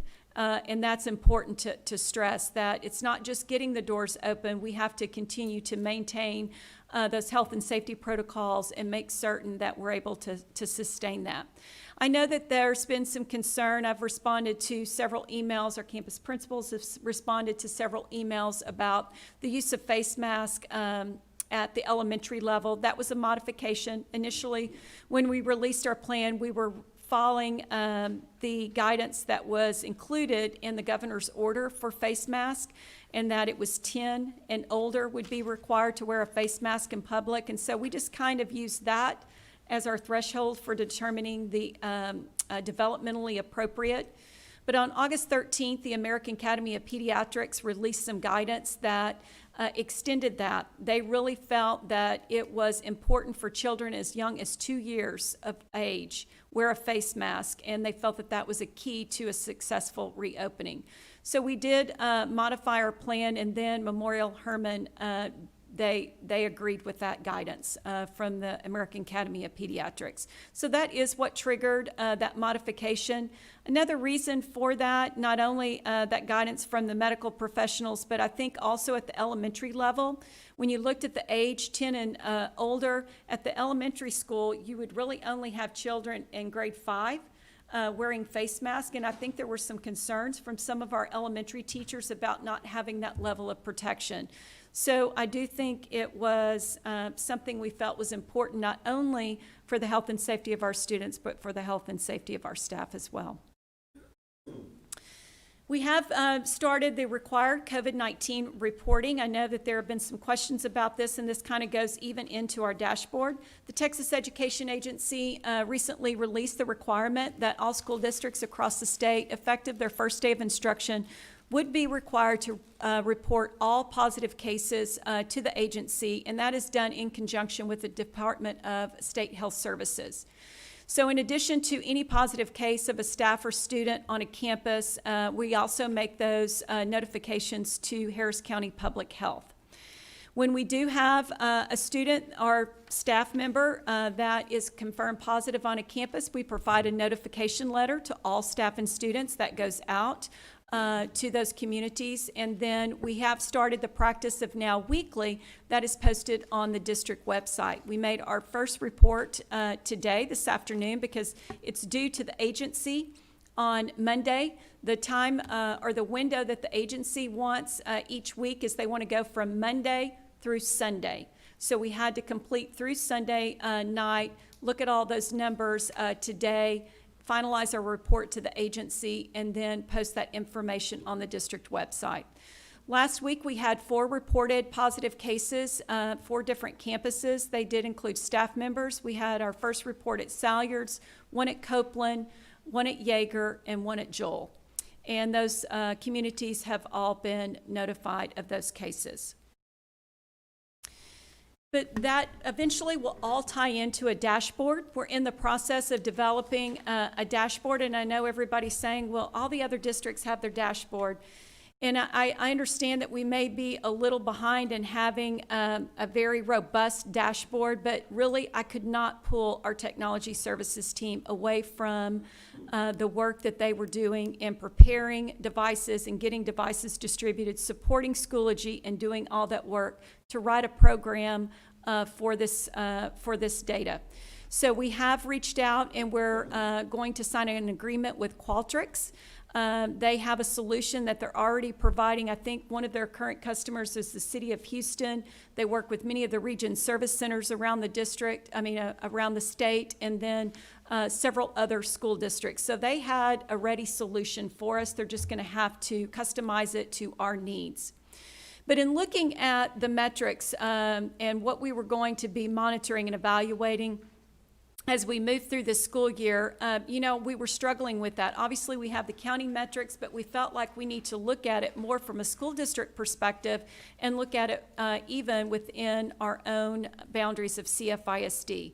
So we consulted with Memorial Hermann. We asked them specifically, what do you recommend? What should we be monitoring as we're looking to make decisions about whether we need to limit on-campus instruction or we need to possibly consider completely restricting on-campus instruction, either at an individual campus or district-wide. They really encouraged us for the county metrics and monitoring what is going on at the county level, the big picture, Harris County. They encouraged us to just go straight to the Texas Medical Center, the TMC metrics. And you can see those are the 3 areas. Those are updated daily on the Texas Medical Center website. And we're going to pull all that data into our dashboard, so we're going to have that as a county look. In addition, they felt that it was really recommended and advisable that we also start looking at it within the boundaries of CFISD. So we're going to look at it in 2 different ways. We're going to look at it as far as the number of active cases in each zip code within CFISD, and obviously which campuses are located within each one of those zip codes, and then what are the number of actual active cases of staff or students at each one of our campuses or facilities. So when we put it all together and we look at kind of different levels and all of those different metrics, it kind of gives us an indicator if we're starting to see possibly an increase in the number of community cases, say by zip code in a particular school area. We know that we probably need to hone in and make certain that we're extra vigilant with our on-campus health and safety protocols at that particular campus. We need to make certain that we're not seeing a trend of an increase in cases of staff or students on that particular campus, and stay ahead of that instead of getting into a red zone. So we're hoping we're going to present our proposal to our reopening committee on Wednesday, talk through that more. I've asked Dr. Ashley Claiborne who she and her team obviously are very, very skilled and knowledgeable in working with data. She's taking the lead on this and working with Qualtrics and working with getting this project up and going. So again, you can just see it's taking every single department in this district in order to make this happen. But we'll, again, the number of active cases or reported cases for each week are posted on the district website. So I just want to make certain that that is clear. But once we have this dashboard up, it'll be real time. We don't have to wait and provide you a weekly report. We can enter that because it'll all be connected and it will all upload.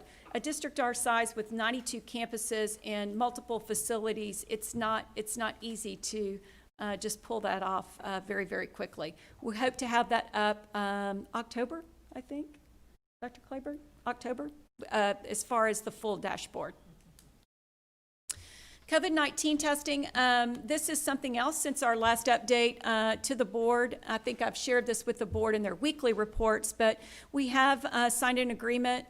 Dr. Bernal and her team reached out to AFC Urgent Care, and as a district, we have signed an agreement with them so that we can immediately assign someone that's symptomatic, an employee, to have testing at AFC Urgent Care. It is free through the CARES Act, and then we have the ability to get that information and the results within 2 to 3 days. There are 2 reasons for this. One is so that we can quickly get results on employees that have exhibited COVID-like symptoms so that we can begin that contact tracing process sooner than later. And the second is if the employee is negative and they do not have COVID, then we're able to return them to work much sooner, and they do not have to remain out of work for the 10-day isolation period. So 2 goals that we achieve by having that testing agreement. Another agreement that we have entered is with Walgreens. Dr. Henry was really concerned that, you know, on top of COVID, we're going to be entering flu season. So we're going to have multiple illnesses that possibly our staff members and students could be exposed to. So we have entered agreement with Walgreens for free, let me say that real fast, free flu shots. It's free with most insurance, but if an employee does not have insurance, the Walgreens will bill the district and we will cover the cost of those flu shots. And I believe that they're reaching out to each individual campus and facility and determining those individual schedules for testing or for shots. And I believe that is the end of my presentation, and we'll be happy to answer any questions. I have all of my experts in the room so they can assist. Ms. Hull, that's a wonderfully in-depth report and appreciate it. I'm looking at the board. Does anyone have questions? Gilbert. Not necessarily a question, but an applaud there for a job well done and nicely configured. What I want to point out to the community is that you know, the last board meeting, we have different questions every time brought up by the community, and just give us a little bit of time, and you see the answers are being given as soon as the next meeting. The advisory support through Memorial Hermann was just outstanding, getting an outside entity to come in and telling us how we can do better and stuff. Great job. The testing, the urgent care so the employees can save those valuable days if tested negative and everything else. So that's another one that was brought up earlier in prior meetings too, though. So outstanding. Getting the flu shot. I think me and Ginger have ours scheduled for September 28th and stuff like that. We're ready to go and stuff. We're going to get ours done and stuff. So, and that's a great job of picking up the tab if the insurance doesn't work. Appreciate that very much, administration. Reporting of the COVID cases, that's another question that was brought up in prior board meetings of, you know, where they're at. So now we're becoming transparent in that area too, where they can see it as on Mondays and stuff. So that's a great job again. Dr. Henry, you brought up something about $60 million earlier in a previous meeting that the district has spent. Can you enlighten us a little bit more on that? Sure. Yes, sir. Mr. Sarabia. The biggest bulk of that are the devices that we purchased to go one-to-one, and then, of course, another 4 or 5 million for hotspots, and then Karen or Bill or someone could tell you all the different PPE that we've purchased, including what Teresa touched on, the desk shields, but also mask and sanitizing equipment, and what else, Bill? Okay. But we've already spent that amount, and we do anticipate that we don't know what the cost for subs will be this year, but it will be greatly increased over the past. So we're also going to have to account for that. Well, thank you for that. And Tom had brought up the last meeting we had where that figure is going to be going up. It's just going to go up per month, per week, whenever needed. But it's nice to see the administration. It's going to happen. And again, we appreciate the community coming out and voicing their concerns. But things are happening and a positive trend in that way. And I applaud Teresa and her team. Very well done.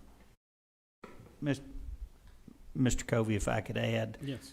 Many of the things that we are doing as a district, other districts cannot do because they do not have a healthy fund balance. So I would commend this board over the last 10 years, along with our financial department, and then basically everyone in this district. We've built up a very healthy fund balance. So if the federal government, if the state government doesn't come to aid us sometime over the next year, one of the promises we made when we started this year is that no one would lose their job. And we're going to be able to hold to that because of the excellent fiscal condition of the school district. Mr. Jackson.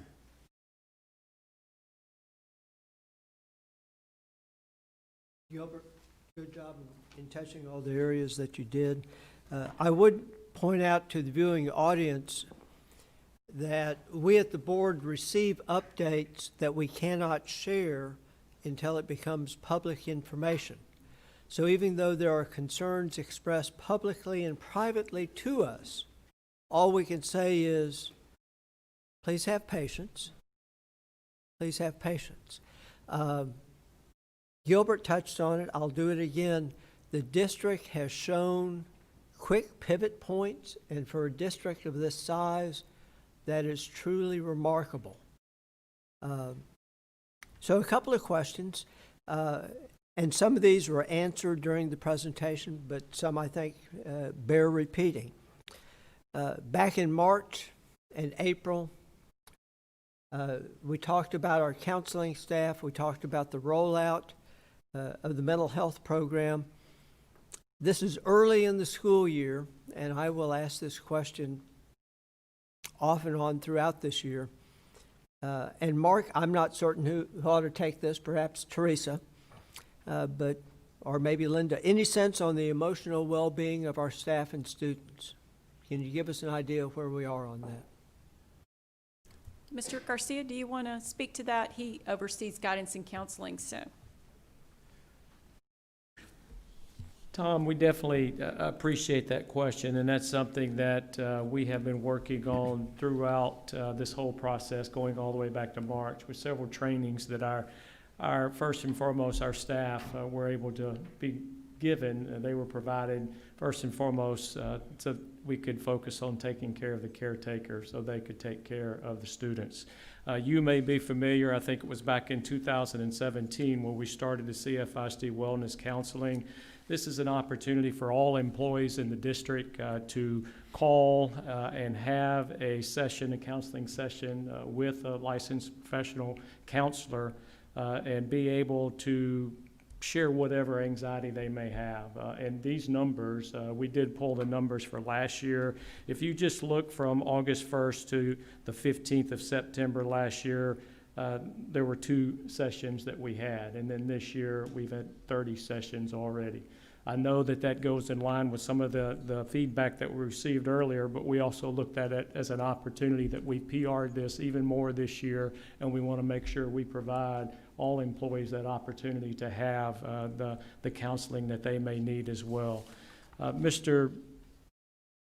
Franklin Sampson and his team, there's a long list of things that have been provided, not only for staff, but also for students and the community as well. And this is an area that we will continue to focus on. As you know, and as has been said several times, we're in unprecedented times, and we're not there yet. We've got to find additional ways that we can provide that support, not only to our staff, but our students and our community, and give our community tools that they can use to help their own children and everyone.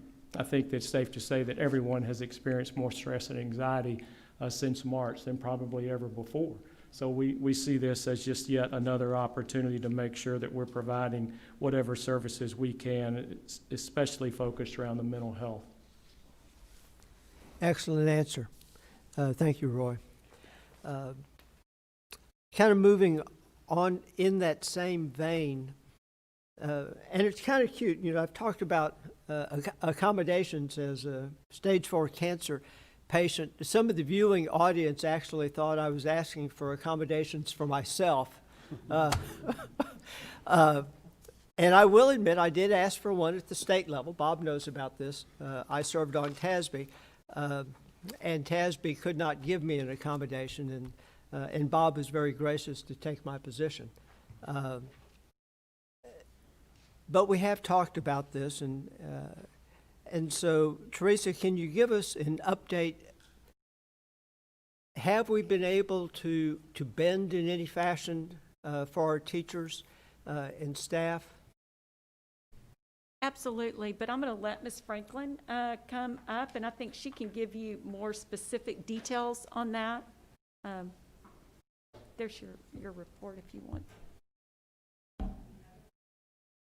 So when we talk about accommodations, we've had multiple requests from staff, some related to their own personal concerns and some related to concerns of their family members.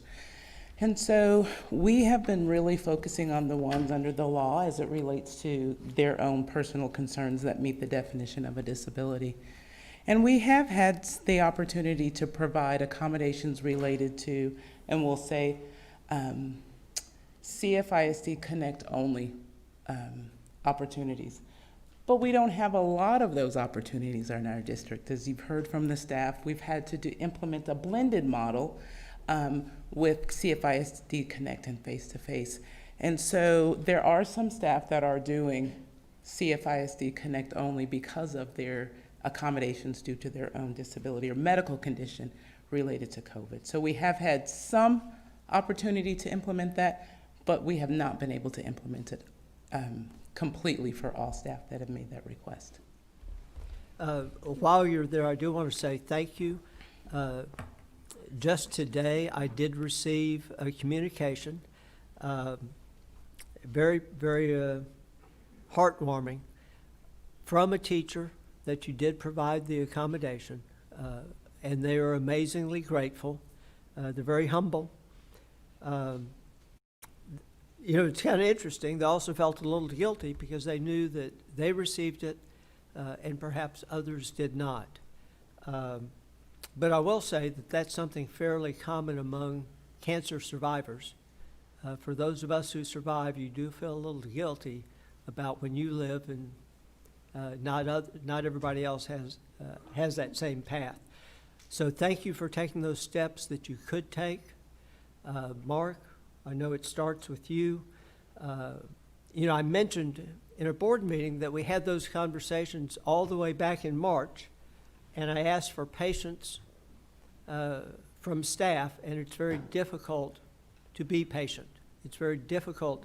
Houston Chronicle had a great article today that talked about in times of high stress, it's very difficult to be patient. So I understand that. Thank you for doing that which you could do. And if opportunities present themselves in the future, I know that you will act on those as well. So thank you. Roy, let me go back to you. I guess this will be the fourth time that I've asked this question. And you're in charge of physical safety. And you updated us on the safety measures and enhancements on air quality. Where do we stand on those, and what enhancements have been made or planned for water fountain safety? Mr. Jackson, an update is that we have implemented the majority of the things I mentioned to you in our previous board meeting. We have adjusted our schedules for operation of our air conditioning systems. We are starting those up 3 hours before and running them 3 hours after our normal occupancy time to allow us to flush out the building air system more each and every day. We've lowered the set point a degree to help out as well as part of that initiative. We've had our entire maintenance team go through every single air handler unit, fan coil unit, chillers, everything, and made sure we cleaned all the condenser coils. We made sure all the outside dampers were functioning properly and fully open so we can maximize the amount of outside air coming into our buildings. We have changed out all our filters. You've heard earlier some of the supply chain management issues we're experiencing. MERV 13 filters falls into that category, so we have them on order. As soon as they come in, we will be changing filters out where applicable that we can fit the MERV 13 filters in the system, and they will be changed immediately once we get the products and so forth. As for the water bottles, we have converted I think we have over 30 campuses to date that have been completed to where we have the water bottle fillers on some of our water fountains. Right now, I think we're looking at 4 for each secondary campus and 2 for elementary school campuses. We've actually ordered 295 of those. Again, those are coming in piecemeal. As we get them in, we're installing them immediately. We had a shipment that came in last week. We had crews working this weekend installing those at the campuses. We have another shipment coming in later this week, and we have crews lined up to install those as soon as they arrive in the school district. And let me ask you a follow-up question. You mentioned it, but I think it bears repeating. We're doing this, but isn't it safe to assume that school districts across the United States and probably Europe and Australia are doing this as well? Probably so. And so when you talk about supply chain, it's also the fact that the industry just doesn't exist yet to satisfy the demand. Absolutely. But you are moving on it. And I know you'll keep us posted, but trust me, either I or perhaps Gilbert will be asking you these Sure. follow-up questions because I think it's important for us to. And I want to credit my team because we are staying on top of it, and we're actually trying to forecast what we think we need so we can get a jump on the curve ahead of any other school district out there. And I think that's enabled us to get the products that we've already got in place. You've heard about the desk shields. We jumped on that right away. We now jumped on the water fountain, water bottle fillers, the same thing with the MERV 13 filters. And we continually look and monitor all these initiatives out there, and if any new ones are coming out there, we're trying to stay abreast of them so that we can be the first one to try to implement. Well, and I would say that you're right on target. I have relatives and friends who are teachers in other districts, and it does in fact appear as if on the physical safety, y'all are ahead of the curve. And in fact, Mark, the commissioner has made that comment to you on any number of occasions, and it's well warranted. Back to you, Roy. During this time period, there's always new technology coming out that attempts to say that it can satisfy our wishes and desires, and old technology is being dusted off, saying that it can do it. One of those is the old ultraviolet lighting, and of course that's been around for 30 years, I guess, maybe longer. Where do we stand on looking at either new technology or the old technology being repackaged? Do you have time to take a look at that? Do you serve on any committees? Do you have feedback? Kind of bring us up to date. Yes, we definitely, me and my team stay abreast of all the new technologies. We stay in constant contact with all our consultants that are experts in various fields to get updates from them and seeing what they're seeing in the industry to see if any of those opportunities are viable for Cypher ISD. I have served on several panelists on webinars in the last several months in talking about the initiatives we've implemented here at Cypher, and I can tell you there's no doubt that we've been ahead of the curve on most of the districts districts out there. And it's good to know that we try to stay on top of those things. I've been on a committee for the TEA for the school facility standards that Texas Education Agency was updating this past year, and that hopefully that's going to be published fairly soon, so I had input into that process. And members of my team also participate in any opportunity we have to not only offer our expertise for other school districts, but to learn from the experts out there and make sure we're doing everything we possibly can for the safety of our students and our teachers. Thank you. I will say that different vendors, and that includes different architectural firms, have assured me that this district is in fact ahead of the curve in looking at and providing and trying to anticipate the physical safety requirements. I will mention, and it's way early, but it never hurts to plant a seed. I would certainly be receptive, and I'm only one voice, in changing the minimum square footage plan that we have, either for classrooms or for cafeterias. But of course, we always have to be careful not to plan to fight the battle in the future, addressing the battle that we fought yesterday. That's always a trap. But I'll go ahead and make that mention that I would be interested in looking at that cost benefit should it be appropriate. One thing I would like to add is that one of the things we do with every one of our buildings is we always try to do a post-occupancy evaluation to see what worked well, what may not have worked well. We get input from campuses, just like on Rowe Middle School that we just opened up. As we start living in that building, we'll go back to that campus staff and get their feedback, and so we can improve upon the design as well as our construction and design standards and programming standards we have in the district.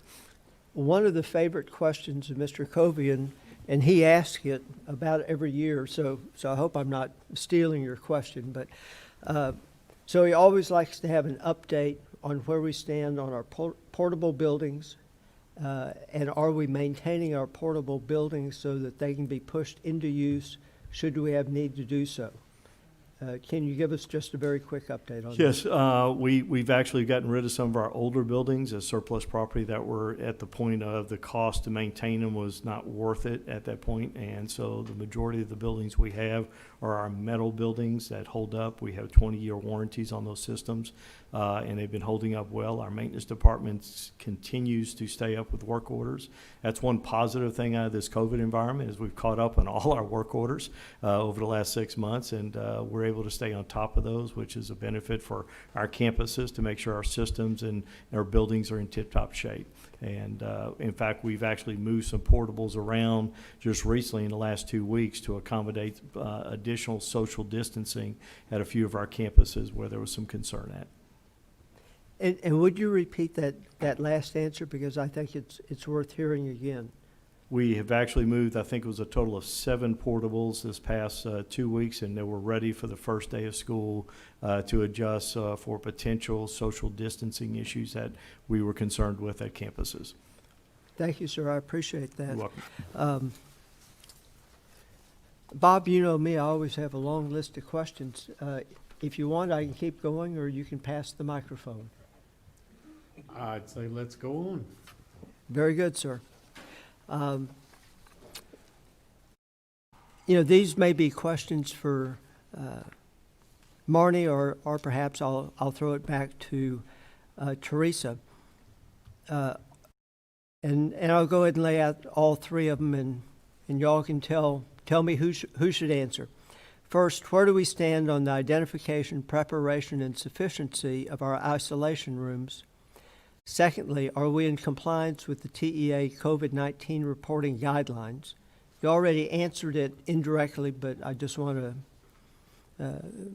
another answer. Are we in compliance with ADA or other governmental COVID-19 laws and regulations? I'm going to let Ms. Sims answer that last question, and then I think I can respond to the other 2.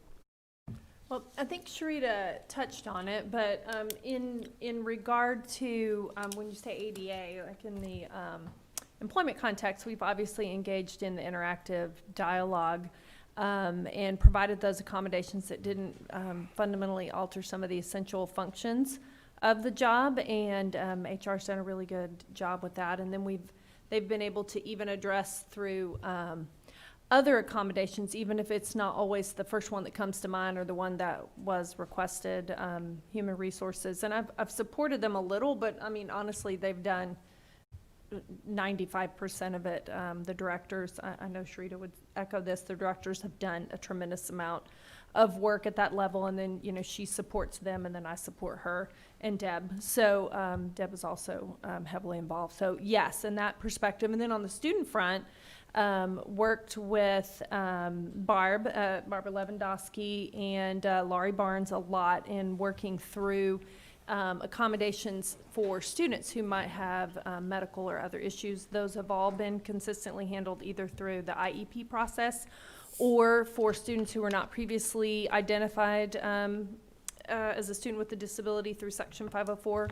We've worked through those, and really Barb has shared, and I don't know if I've gotten to tell her directly, but Dr. Carrie Myers is serving as our district-wide 504 coordinator, and she's been amazing. And so she's really worked to push down some procedures to really help support the campuses in that. So I feel very comfortable in working with both Sharita and Barb in both of those fronts, that we've been able to address and meet those obligations. As far as other COVID-19 specific regulations or laws, really the primary one that comes to mind is really in the employment context, and it's the FFCRA leave. And we've been implementing that since April the 1st. That's really beyond the ADA and actually covers 5 areas. It can include child care and some of the expanded family medical leave provisions that are now available, and just some other things. And so, again, Human Resources has taken the lead on that, and they've been implementing that since April. Thank you, very thorough. As Dr. Bernal's coming up, I'm going to let her answer the question regarding the isolation spaces on our campuses. I'll just again touch on the COVID-19 required reporting. As I mentioned, that is required that we do that effective the first day of instruction to the state. So we have made that report today for our first week of instruction. In addition, we make the daily reports, immediate reports to Harris County Public Health for any positive cases of staff or students on a campus. So if there's additional reporting, I'd be happy to answer that. Good evening. Thank you for your question about the isolation rooms. Because every campus is laid out differently, we did not come up with one specific plan. We rather provided the nurses and the campus administrations with strategies on how to set up their isolation rooms, and we let them choose whether they wanted to use the clinic as the isolation room and come up with a secondary staging area to take care of well students, or whether they wanted to keep the clinic for their daily operations and come up with a separate isolation room with a door that they could isolate their students at. And the nurses have been very creative with this process, finding ways to store and move supplies and medications, you know, on mobile carts or lockable storage units in the isolation rooms. And I've personally walked a campus with the principal to assess the campus to see what would be the best possible way for them to isolate a student. And I think we came up with a great solution. We found a room that was a conference room, very large conference room that had a lockable storage unit in it. And it also had access to a restroom as well as an exit at the side of the building, so the parents did not have to walk through the entire building to pick up their student and then walk with the student out of the building. They could just pull up on the side door and receive the student that way to protect, well, the student, the parent, as well as the rest of the campus community, to make sure that everybody is safe. So as far as I know, everybody has a plan in place with our strategies, and we're always ready to help and with whatever they need, and the nurses are doing a great job making sure that they have everything they need. Thank you for that answer. And once again, it just says that we need to have patience. No school is made with isolation rooms. So we do, in fact, have to be creative. I would say that I'm concerned about the safety of our nurses. I would say that I'm concerned about our backup plan as it relates to our nurses, because our nurses will be in contact. But I'm sure that y'all will have plans to address that as it arises. But I still think it's important for our nurses to know that we're concerned and we care. Thank you for your answer. Thank you. Appreciate it.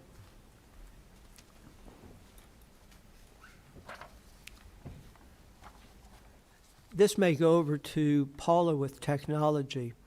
I received a text message from my cousin who teaches in the San Antonio area a couple of weeks ago,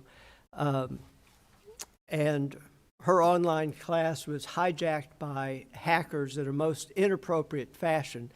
And she laughed and she said, before you used to have fire drills and now you have to have technology drills. So have we experienced any of our classrooms being taken over by hackers along the same route? What was the result? Have we trained our teachers as to what to do if hackers come into a classroom? And let me go ahead and give you the rest of the technology questions, and then you can feather your answers in because I'm sure some will overlap. How would you evaluate the sufficiency of our broadband for our students thus far? What about dead spots, slow spots, our external websites? I know when I go into Zoom meetings, obviously I'm stressing and everybody else is stressing bandwidth. How's our new software holding up?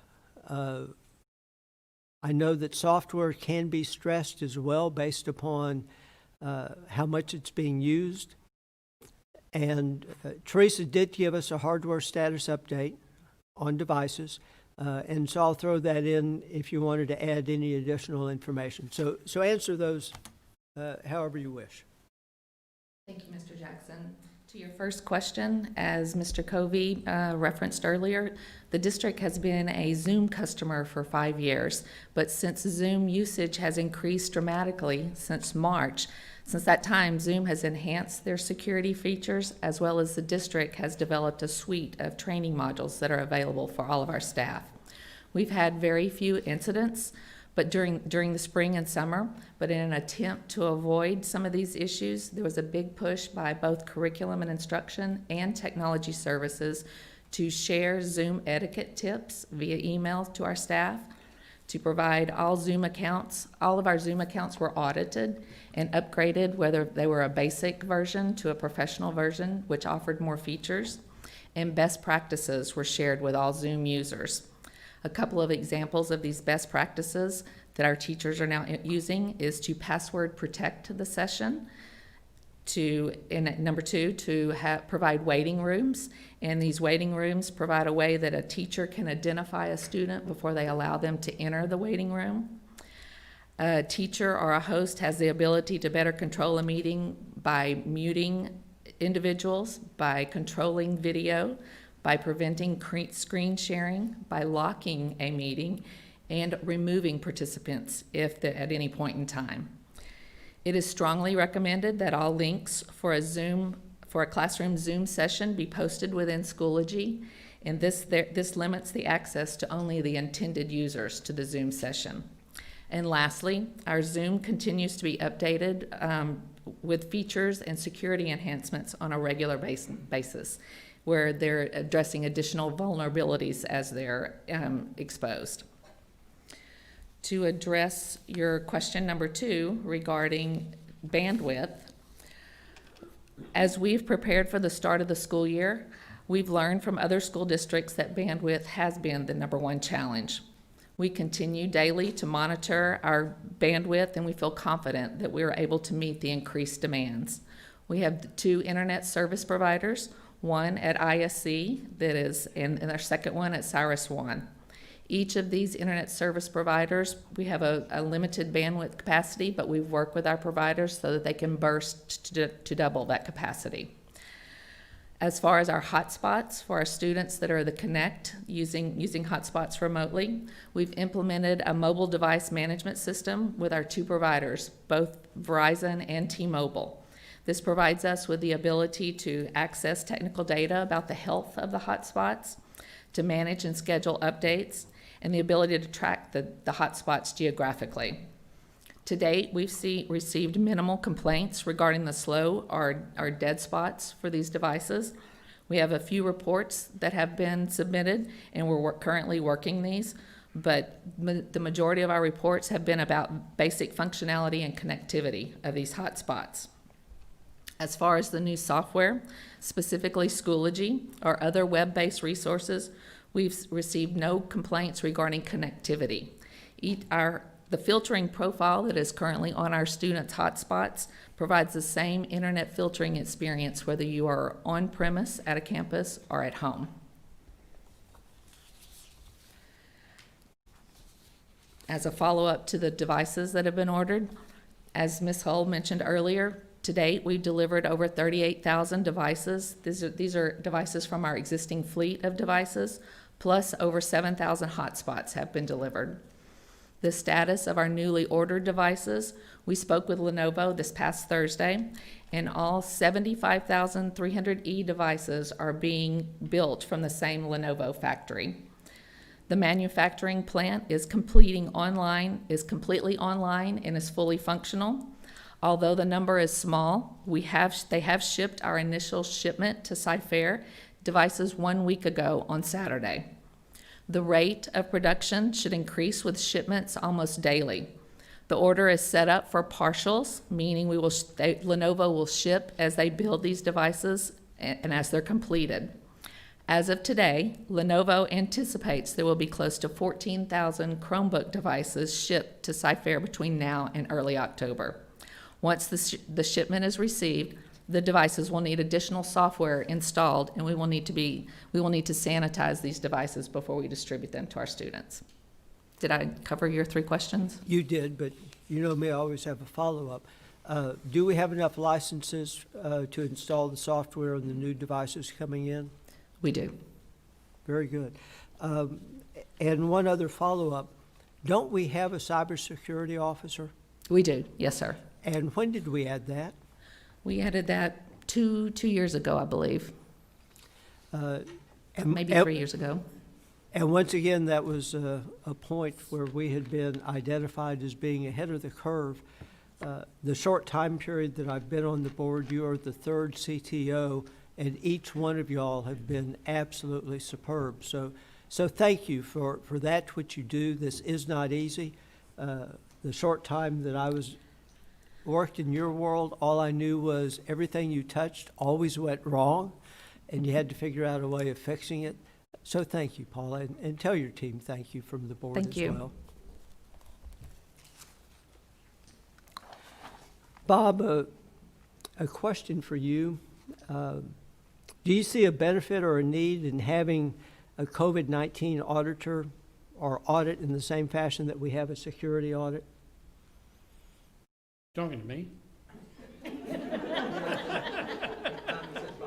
Well, I did say Bob. You know, actually, the way I wrote this, it was to Bob and Mark, and Mark looked like he didn't want the question, so I just said it to Bob. Mark had his mask on, and Bob had his mask off, so I figured, Bob, you're ready. Tom, I would say, and I'll let Teresa expound on this, so Bob and I can both get out of this.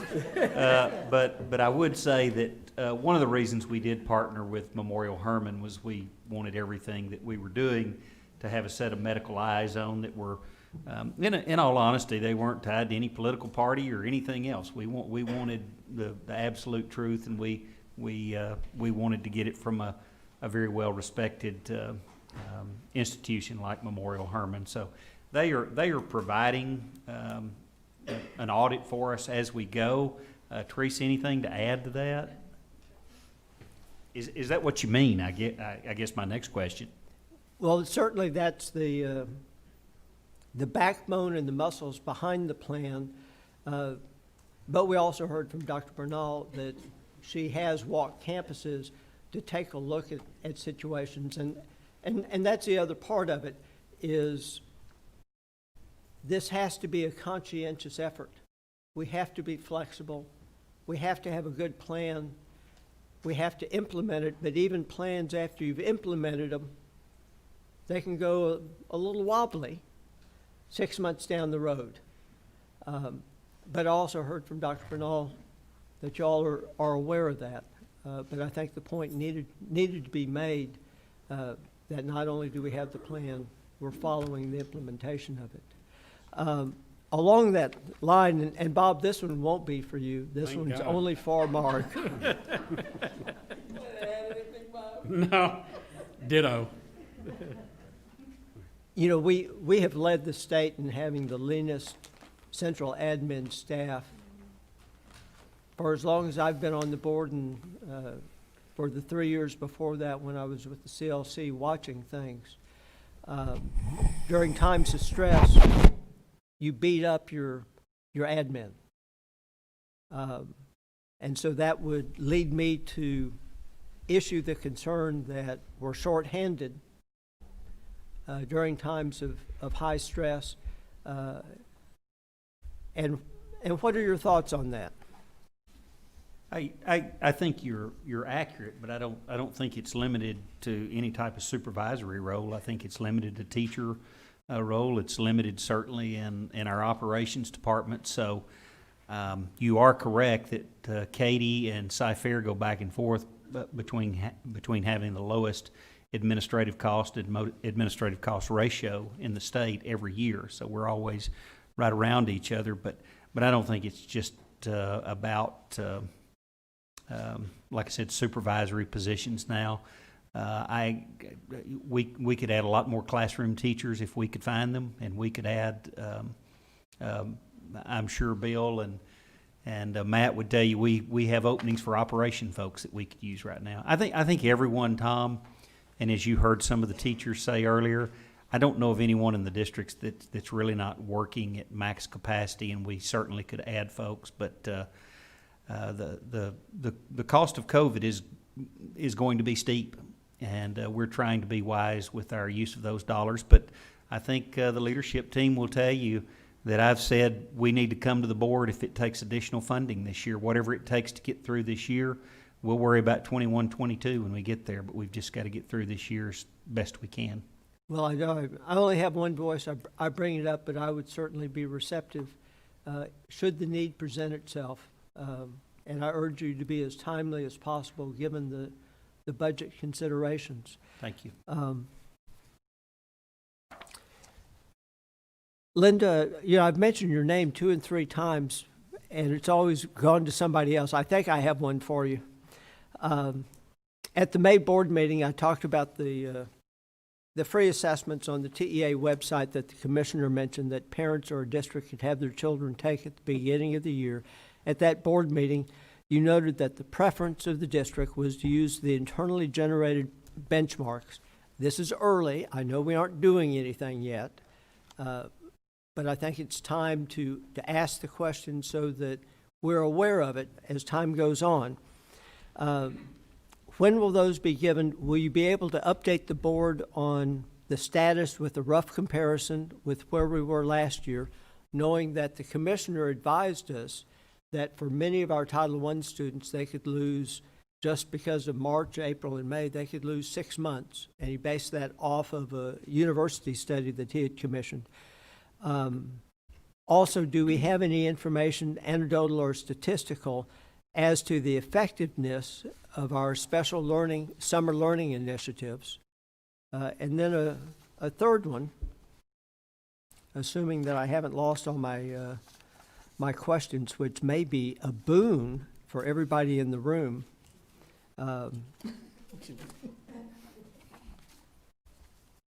You know, we've heard from many of our speakers tonight that teachers are not only having to teach content, but they're also having to teach access to the content.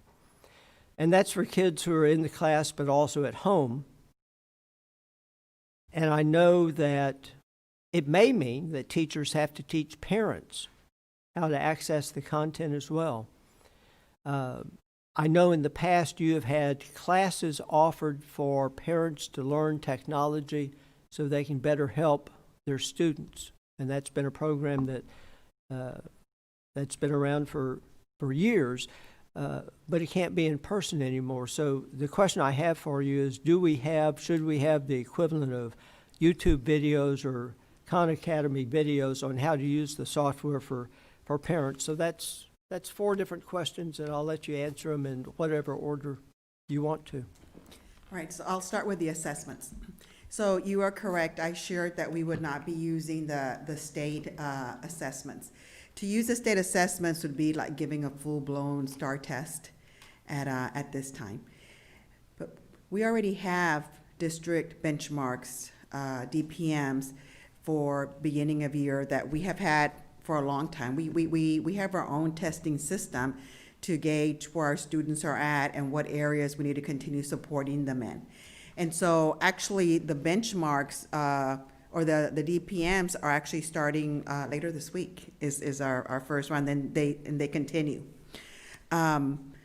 We will be able to tie the benchmarks to data from last year, before March, and we'll be able to pull, just compare to see where they left off and where they're at right now. Even reading levels, we have reading levels from last year for the elementary, we'll be able to compare where they're at right now.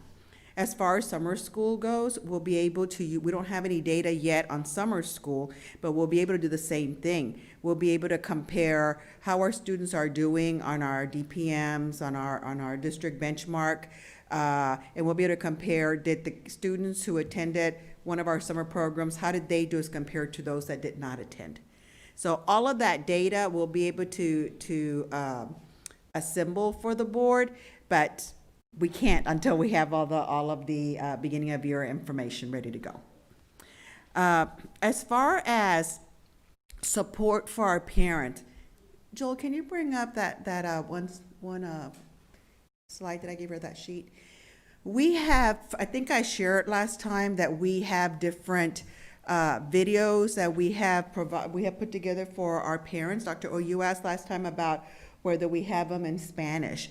And so we have gone back and provided the Spanish captions for the videos. We've also connected some or linked some to YouTube, because by doing that, parents can actually access some. The captions are in different languages, not just Spanish, Vietnamese, different languages. I'm not aware of one that we don't have the captions for, but I'm gonna go back because it's possible that we missed. But I wanted to show you that we have just a little bit about all the different videos that we put together. And Mr. Doctor, you talked about how-to videos, so you can see there we have how-to videos. Everything from how do you log into Schoology, how do you message the teacher, how do we connect to it as well, how do we set an environment for remote learning for our students. So there is a wide array of different videos for our parents. We even established a set of videos for the first day of school, so that our teachers, our schools could decide what they wanted to pull and what they wanted to use. Some of the questions that we've gotten, and I think some think that it's a Schoology issue, but it's not really a Schoology issue. They've been questions like how do I connect? I can't connect. I'm trying to connect. Well, you have to put an S before the student ID, and so we have some parents who are not putting the S. So they were thinking it's Schoology. Well, it really isn't Schoology. It's that we weren't putting the S in front of it. So we've had some different questions about Schoology, but they've really been more internal things. They really haven't been Schoology connected. And so we're working through some of those. But you can see, Joel, just scroll down, you can see that we've had just an array of all these different support systems and documents and videos for our parents. And they're online, they're still online. We're leaving them up. Did I answer your question? Did you have another? You did. Okay. Can I add one comment too? I know I've seen some schools are having parent meetings, like Zoom meetings, just with their parents and to walk them through the process. So some of the campuses are actually reaching out to their individual parents and having like a parent meeting like you would normally during the school year. That is correct, they They're are. meeting with them through Zoom to help them through this too. One thing I would touch on that you lightly touched on, you talked about taking of STAR test. I would certainly, we have to be accountable, and as you know, I'm a strong believer in external accountability. But I would urge patrons of the district to contact the TEA that this is not the time period. Certainly, we report the accountability, but this is not the time period to be trotting out their A through F system. When you have closed schools and you have hybrid systems and you have tremendous social unrest as well.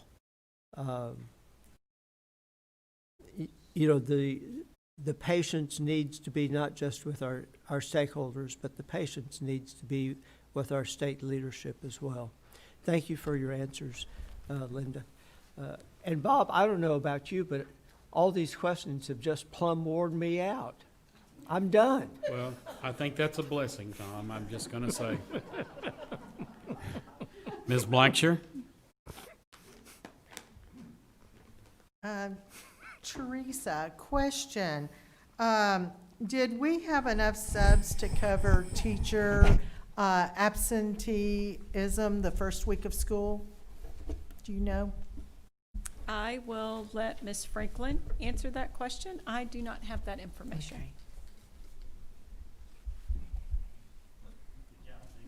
Okay. Thank you.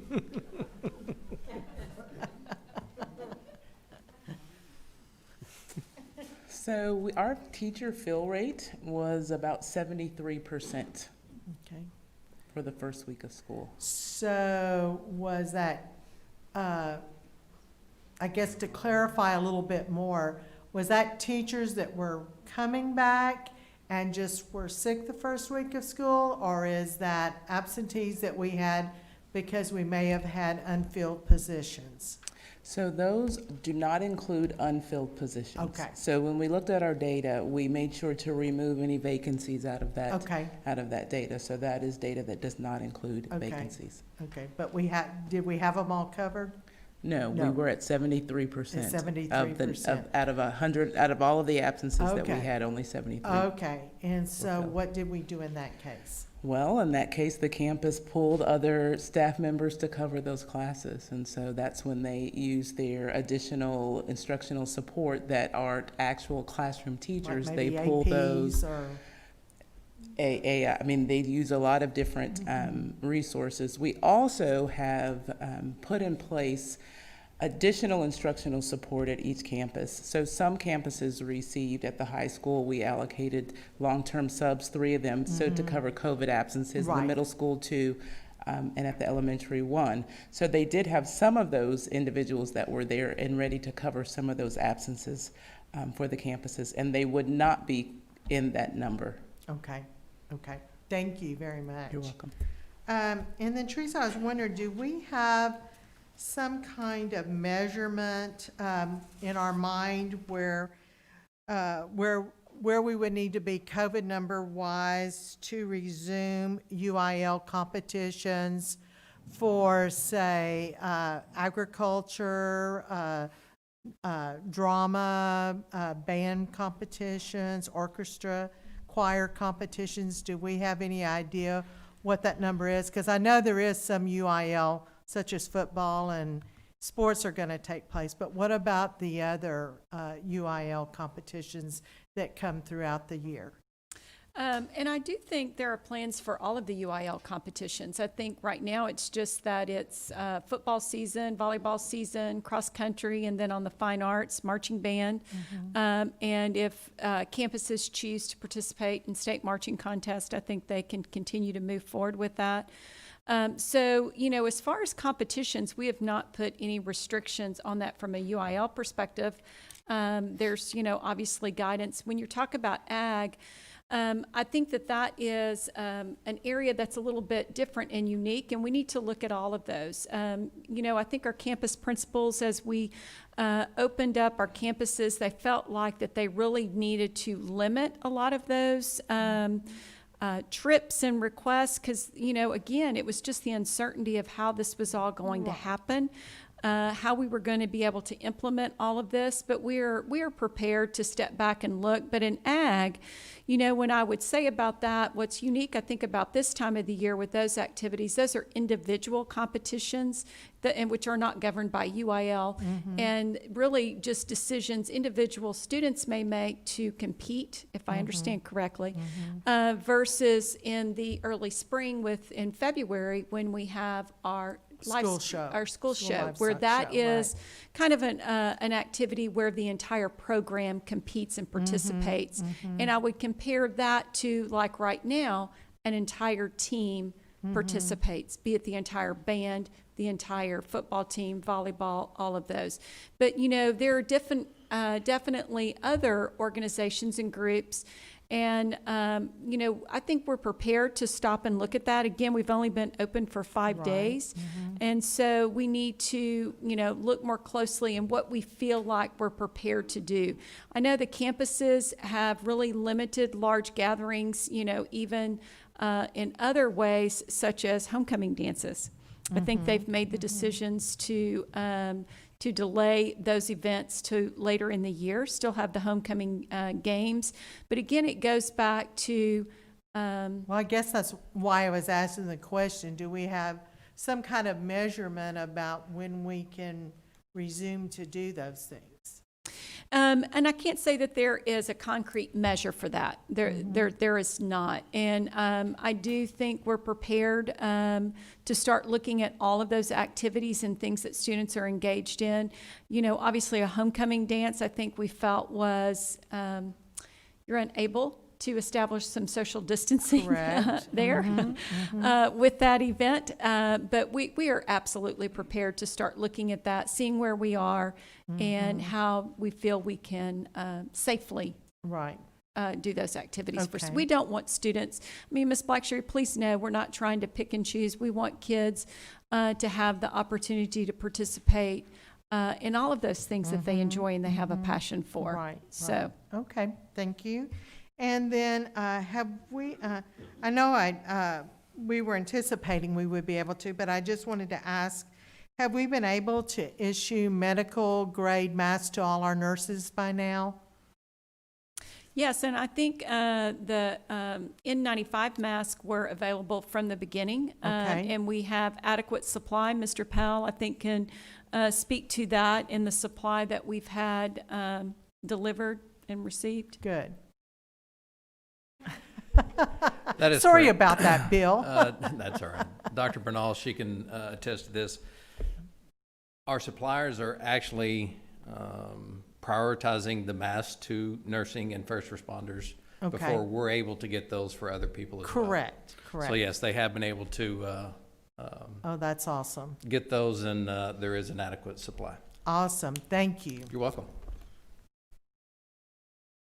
Okay, Mr. Ryan, you awake? You have any questions? Not a one. Dr. Ogletree?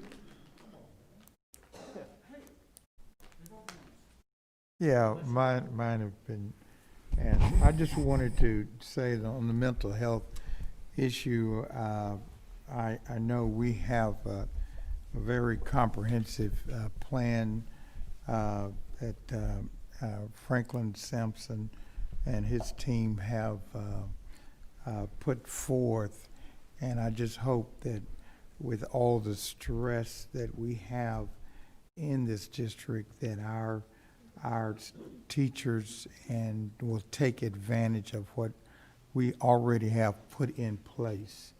And I think we are, as Tom kept saying, we are ahead of the curve.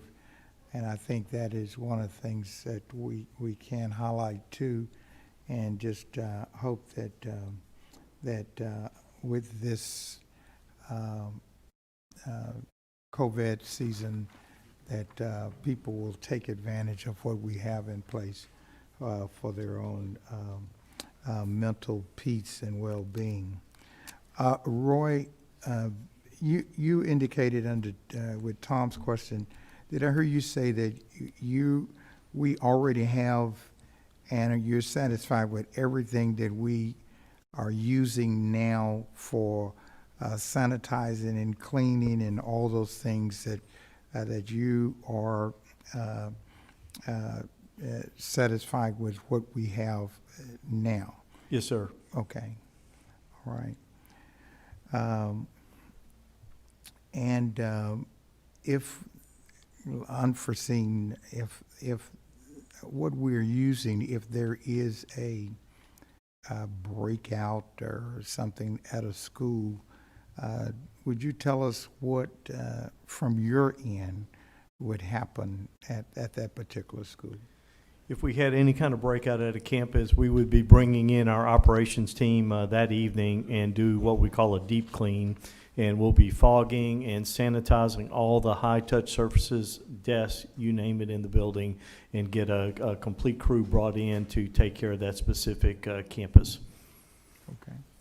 All right. Thank you. Thank you. For Ms. Franklin,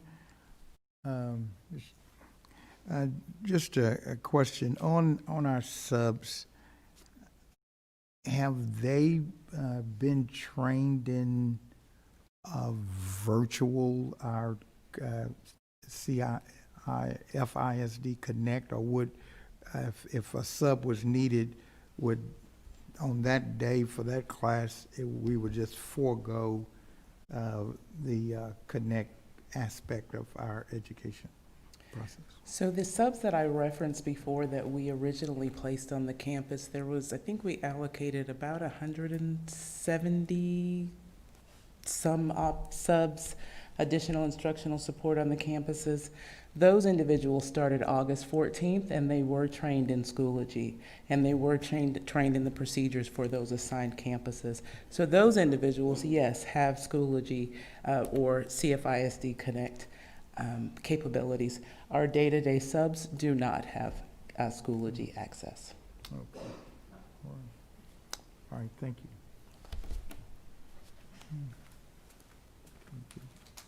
Ms. Heineman. Thank you. Thank you for the very thorough report and update. I'm grateful for all the participants on the reopening committee, including the parents and the students who are continuing to participate and provide input. In terms of enrollment, our enrollment last year was 116,000 something. Is that correct?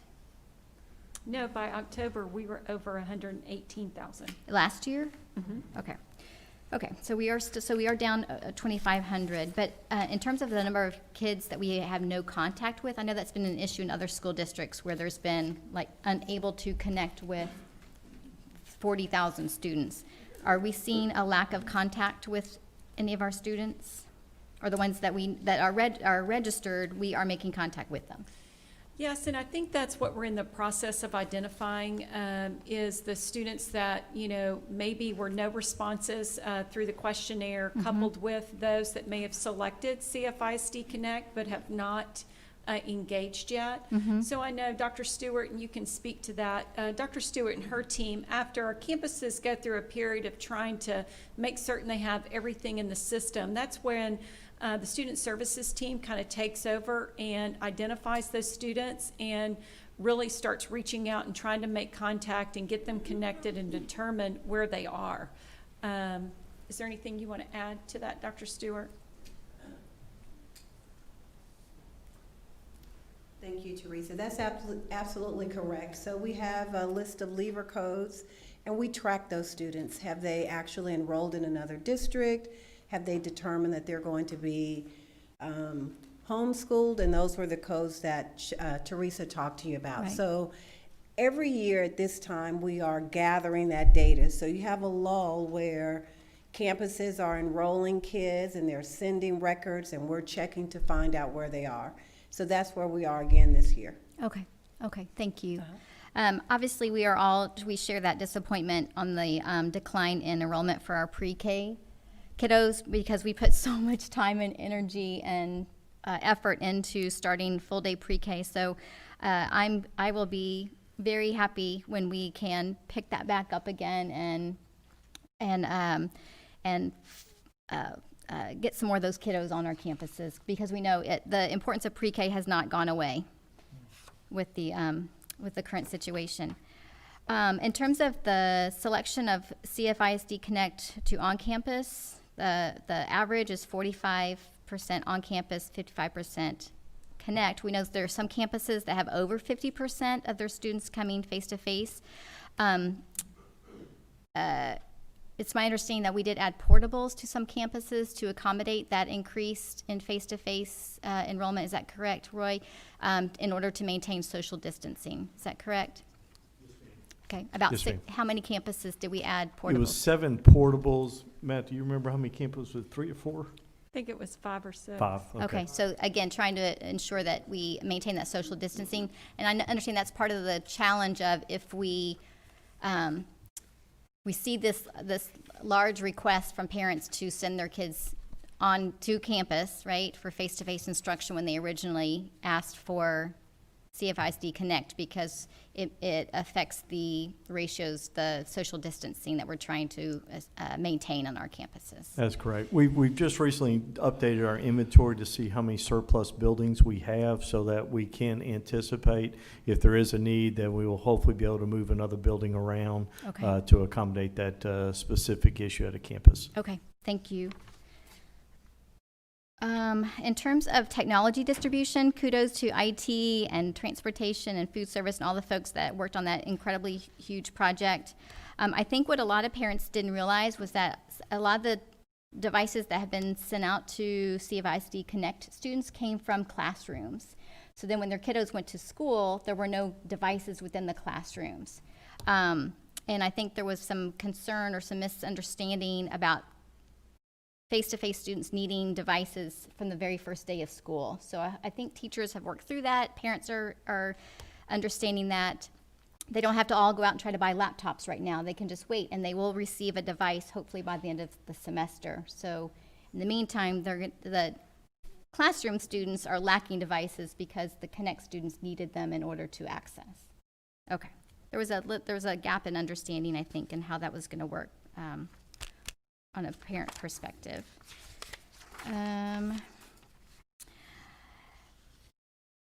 At some point, I think it would be helpful for the board to receive information about how the dollars are being spent and where the dollars are coming from and going. Like, I was thinking about the desk shields. That was not originally budgeted. Does that come out of M&O? Does that come out of bond dollars? I know the $44 million we approved for additional devices was most likely going to come from the bond.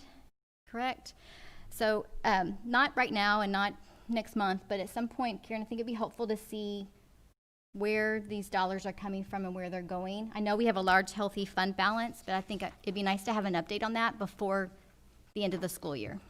One thing, just as a reminder also, in our when y'all did approve the budget, we had a $10 million right. line item in there for COVID, that. but We that's spent not that. going to come anywhere close to covering it. Right. So I think it'd just be helpful for the board to understand, as we continue to spend dollars, because it's important to keep our students and staff safe, where are those dollars coming from, so that we're not, I would like to just have an update on where the fund balance is, just ongoing. Absolutely. Okay. I am very pleased to see the partnership with Memorial Hermann Physician Advisory. I think that's very helpful for us to receive that expert input. And to show that we are indeed listening and looking at the science and taking that into consideration in all of our decisions. I think it's also, I've seen some additional communication from the district, not just about the importance of masking, social distancing, and hand hygiene within our schools, but also asking our community to please also maintain masking, social distancing, and hand hygiene so that we can keep our schools open. Teresa, I have a question about the reporting. I just want to make sure I understand it correctly. So we're going to track Monday through Sunday, and then on Monday, we're going to post on the website, right? Correct, until we're able to get the Qualtrics dashboard up and running, and then that would immediately become a live, real-time dashboard. So when I look at what was posted today, that is those 4 cases reported from last week, Monday through Sunday. They were actually effective Tuesday, the first day of instruction. Sorry, Tuesday. Tuesday Okay. through Sunday, correct. Gotcha. Okay, Correct. so if there were any cases reported today, that's not on there yet, but it will be there next Monday. That is correct. So when we hear like, oh, I heard there was a case, blah, blah, blah, like it's Right. yes, but it won't be on the website till next Monday. And that's just the easiest way for us to make certain that it's accurate data, because right now we're keeping the data in different places, and so this was the best system to ensure that we're providing accurate information to the state and then providing accurate information on the website. Okay, and I think that is helpful because, you know, we're seeing like different dashboards and different Correct. websites pop up that are supposedly representing Cypher ISD, but this will be the official. That's the official number. And then when we go to the dashboard in October, that will be real time, like daily, updated Correct. daily. Okay. Correct. On what was posted today, what does multiple schools mean? That's a great question. Multiple schools mean that if you have a staff member that may have visited multiple campuses, for instance, you may have a district staff member or a bus driver. A bus driver is even a better example. A bus driver that drives a bus for multiple 3 routes. campuses. Right. And so if that driver tested positive, we would not report them as individual single campuses. We would report them in the multiple campus. That's the way TEA has set up the system. Okay. And they would be reported there. Or if we had a district staff member that visited multiple campuses, that's where they would be reported. Okay. That's what I thought, but I just want to make sure I understood it.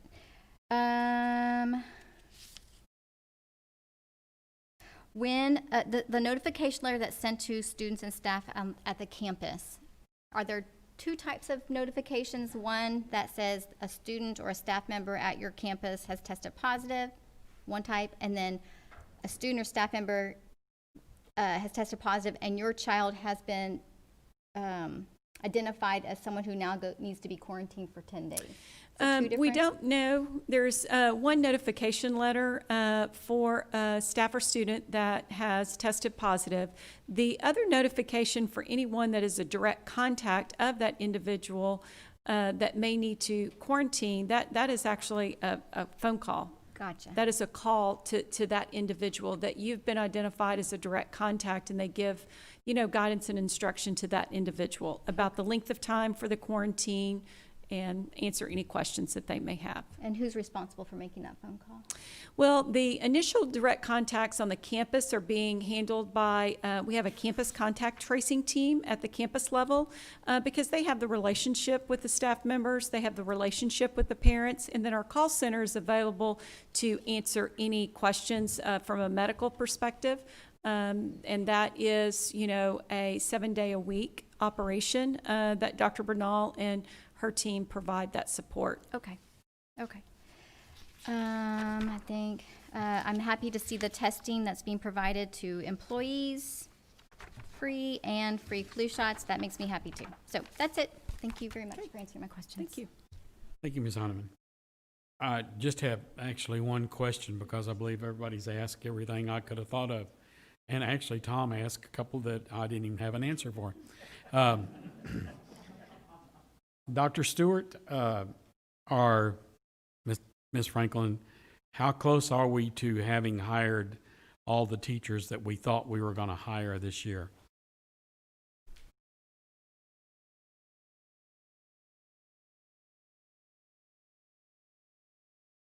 So we currently have 130 teacher vacancies in our district. But let me put some perspective to that. The same time last year, we had 159 vacancies. So we have less vacancies than we did last year, and we typically run about 100 vacancies throughout the school year with people transitioning in and out of the district. So we have about 130 vacancies right now.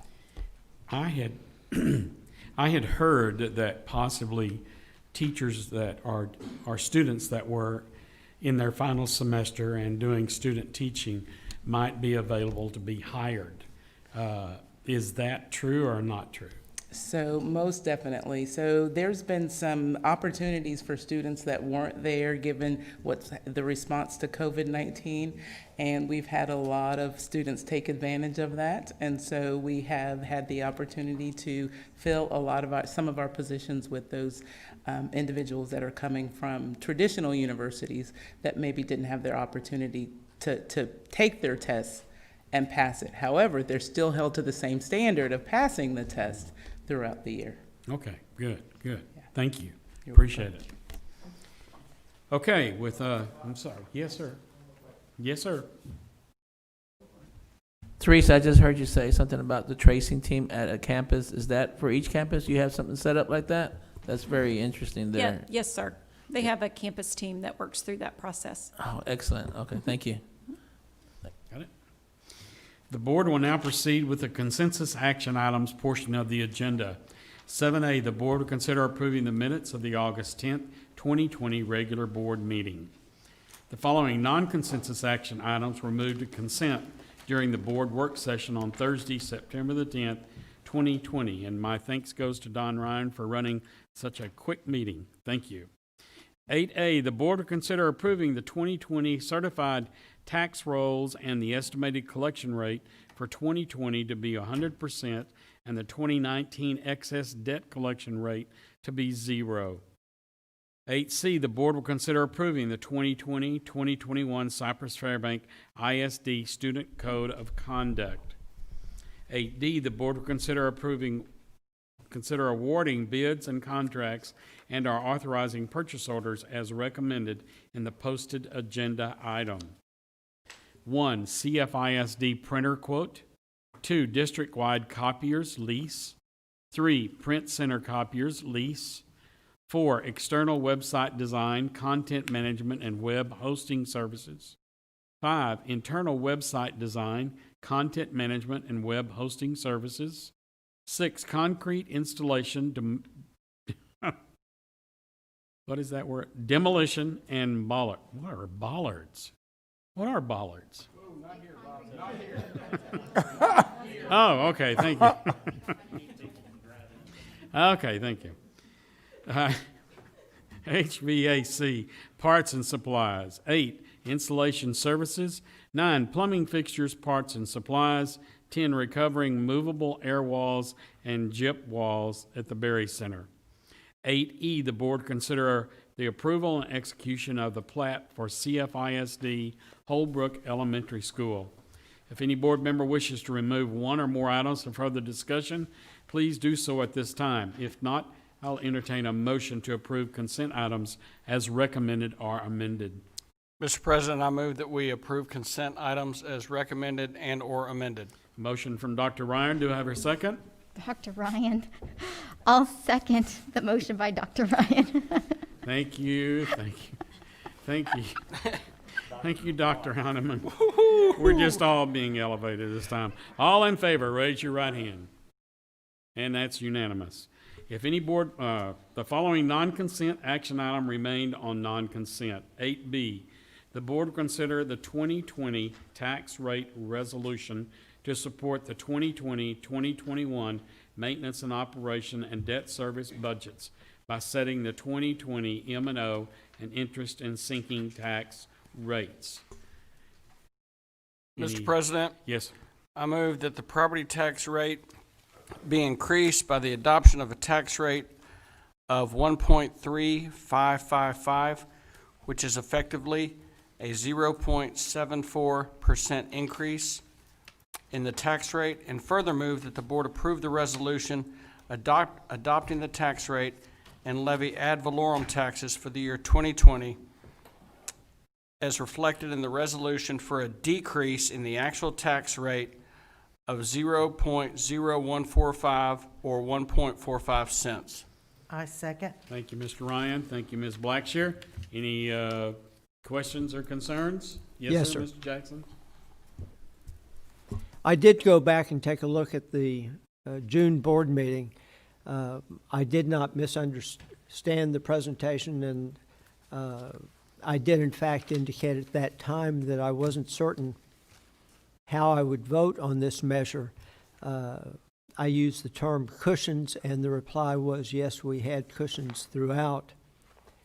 I think where we are now, it's fairly clear that we have used up our cushions, and the cost will continue to escalate from areas that we currently cannot anticipate. I generally don't explain why I vote one way or another on a board resolution, but I think since I had raised the issue before in public, I needed to address it again tonight. And so you'll see how I'll vote, but that helps to explain my vote on the measure. Thank you, sir. Thank you, Mr. Jackson. We have a motion and a second. Bob, I had a comment. I wanted to make a comment. Oh, I'm sorry, Yes. Julie. As I mentioned in the work session, I am disappointed to see the language that's required by the state legislature in terms of our local board's tax rate.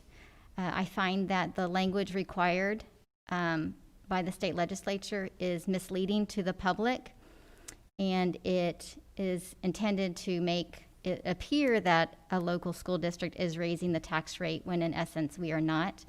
When if taxes are indeed, if taxpayers are paying additional property taxes, it's not due to the tax rate that we set, it's due to the property values that are set by the Harris County Appraisal District. So I find the language misleading, and I'm disappointed that we are forced to pass a resolution with that type of language. Thank you, but what I will say, I was very proud of this board in making an adjustment to the resolution so that it did show that. So I thought y'all were very smart Thursday in doing that. And I agree with Ms. Heinemann's remarks. Yeah. And thanks to Karen for wording that for us. It's appreciated. Okay. Can I call for a vote now? You Okay. sure can, Bob. We have a motion and a second. All in favor, raise your right hand. And it's unanimous. All right. And now we are adjourned. Did we do 8E? Wait a minute. The plat?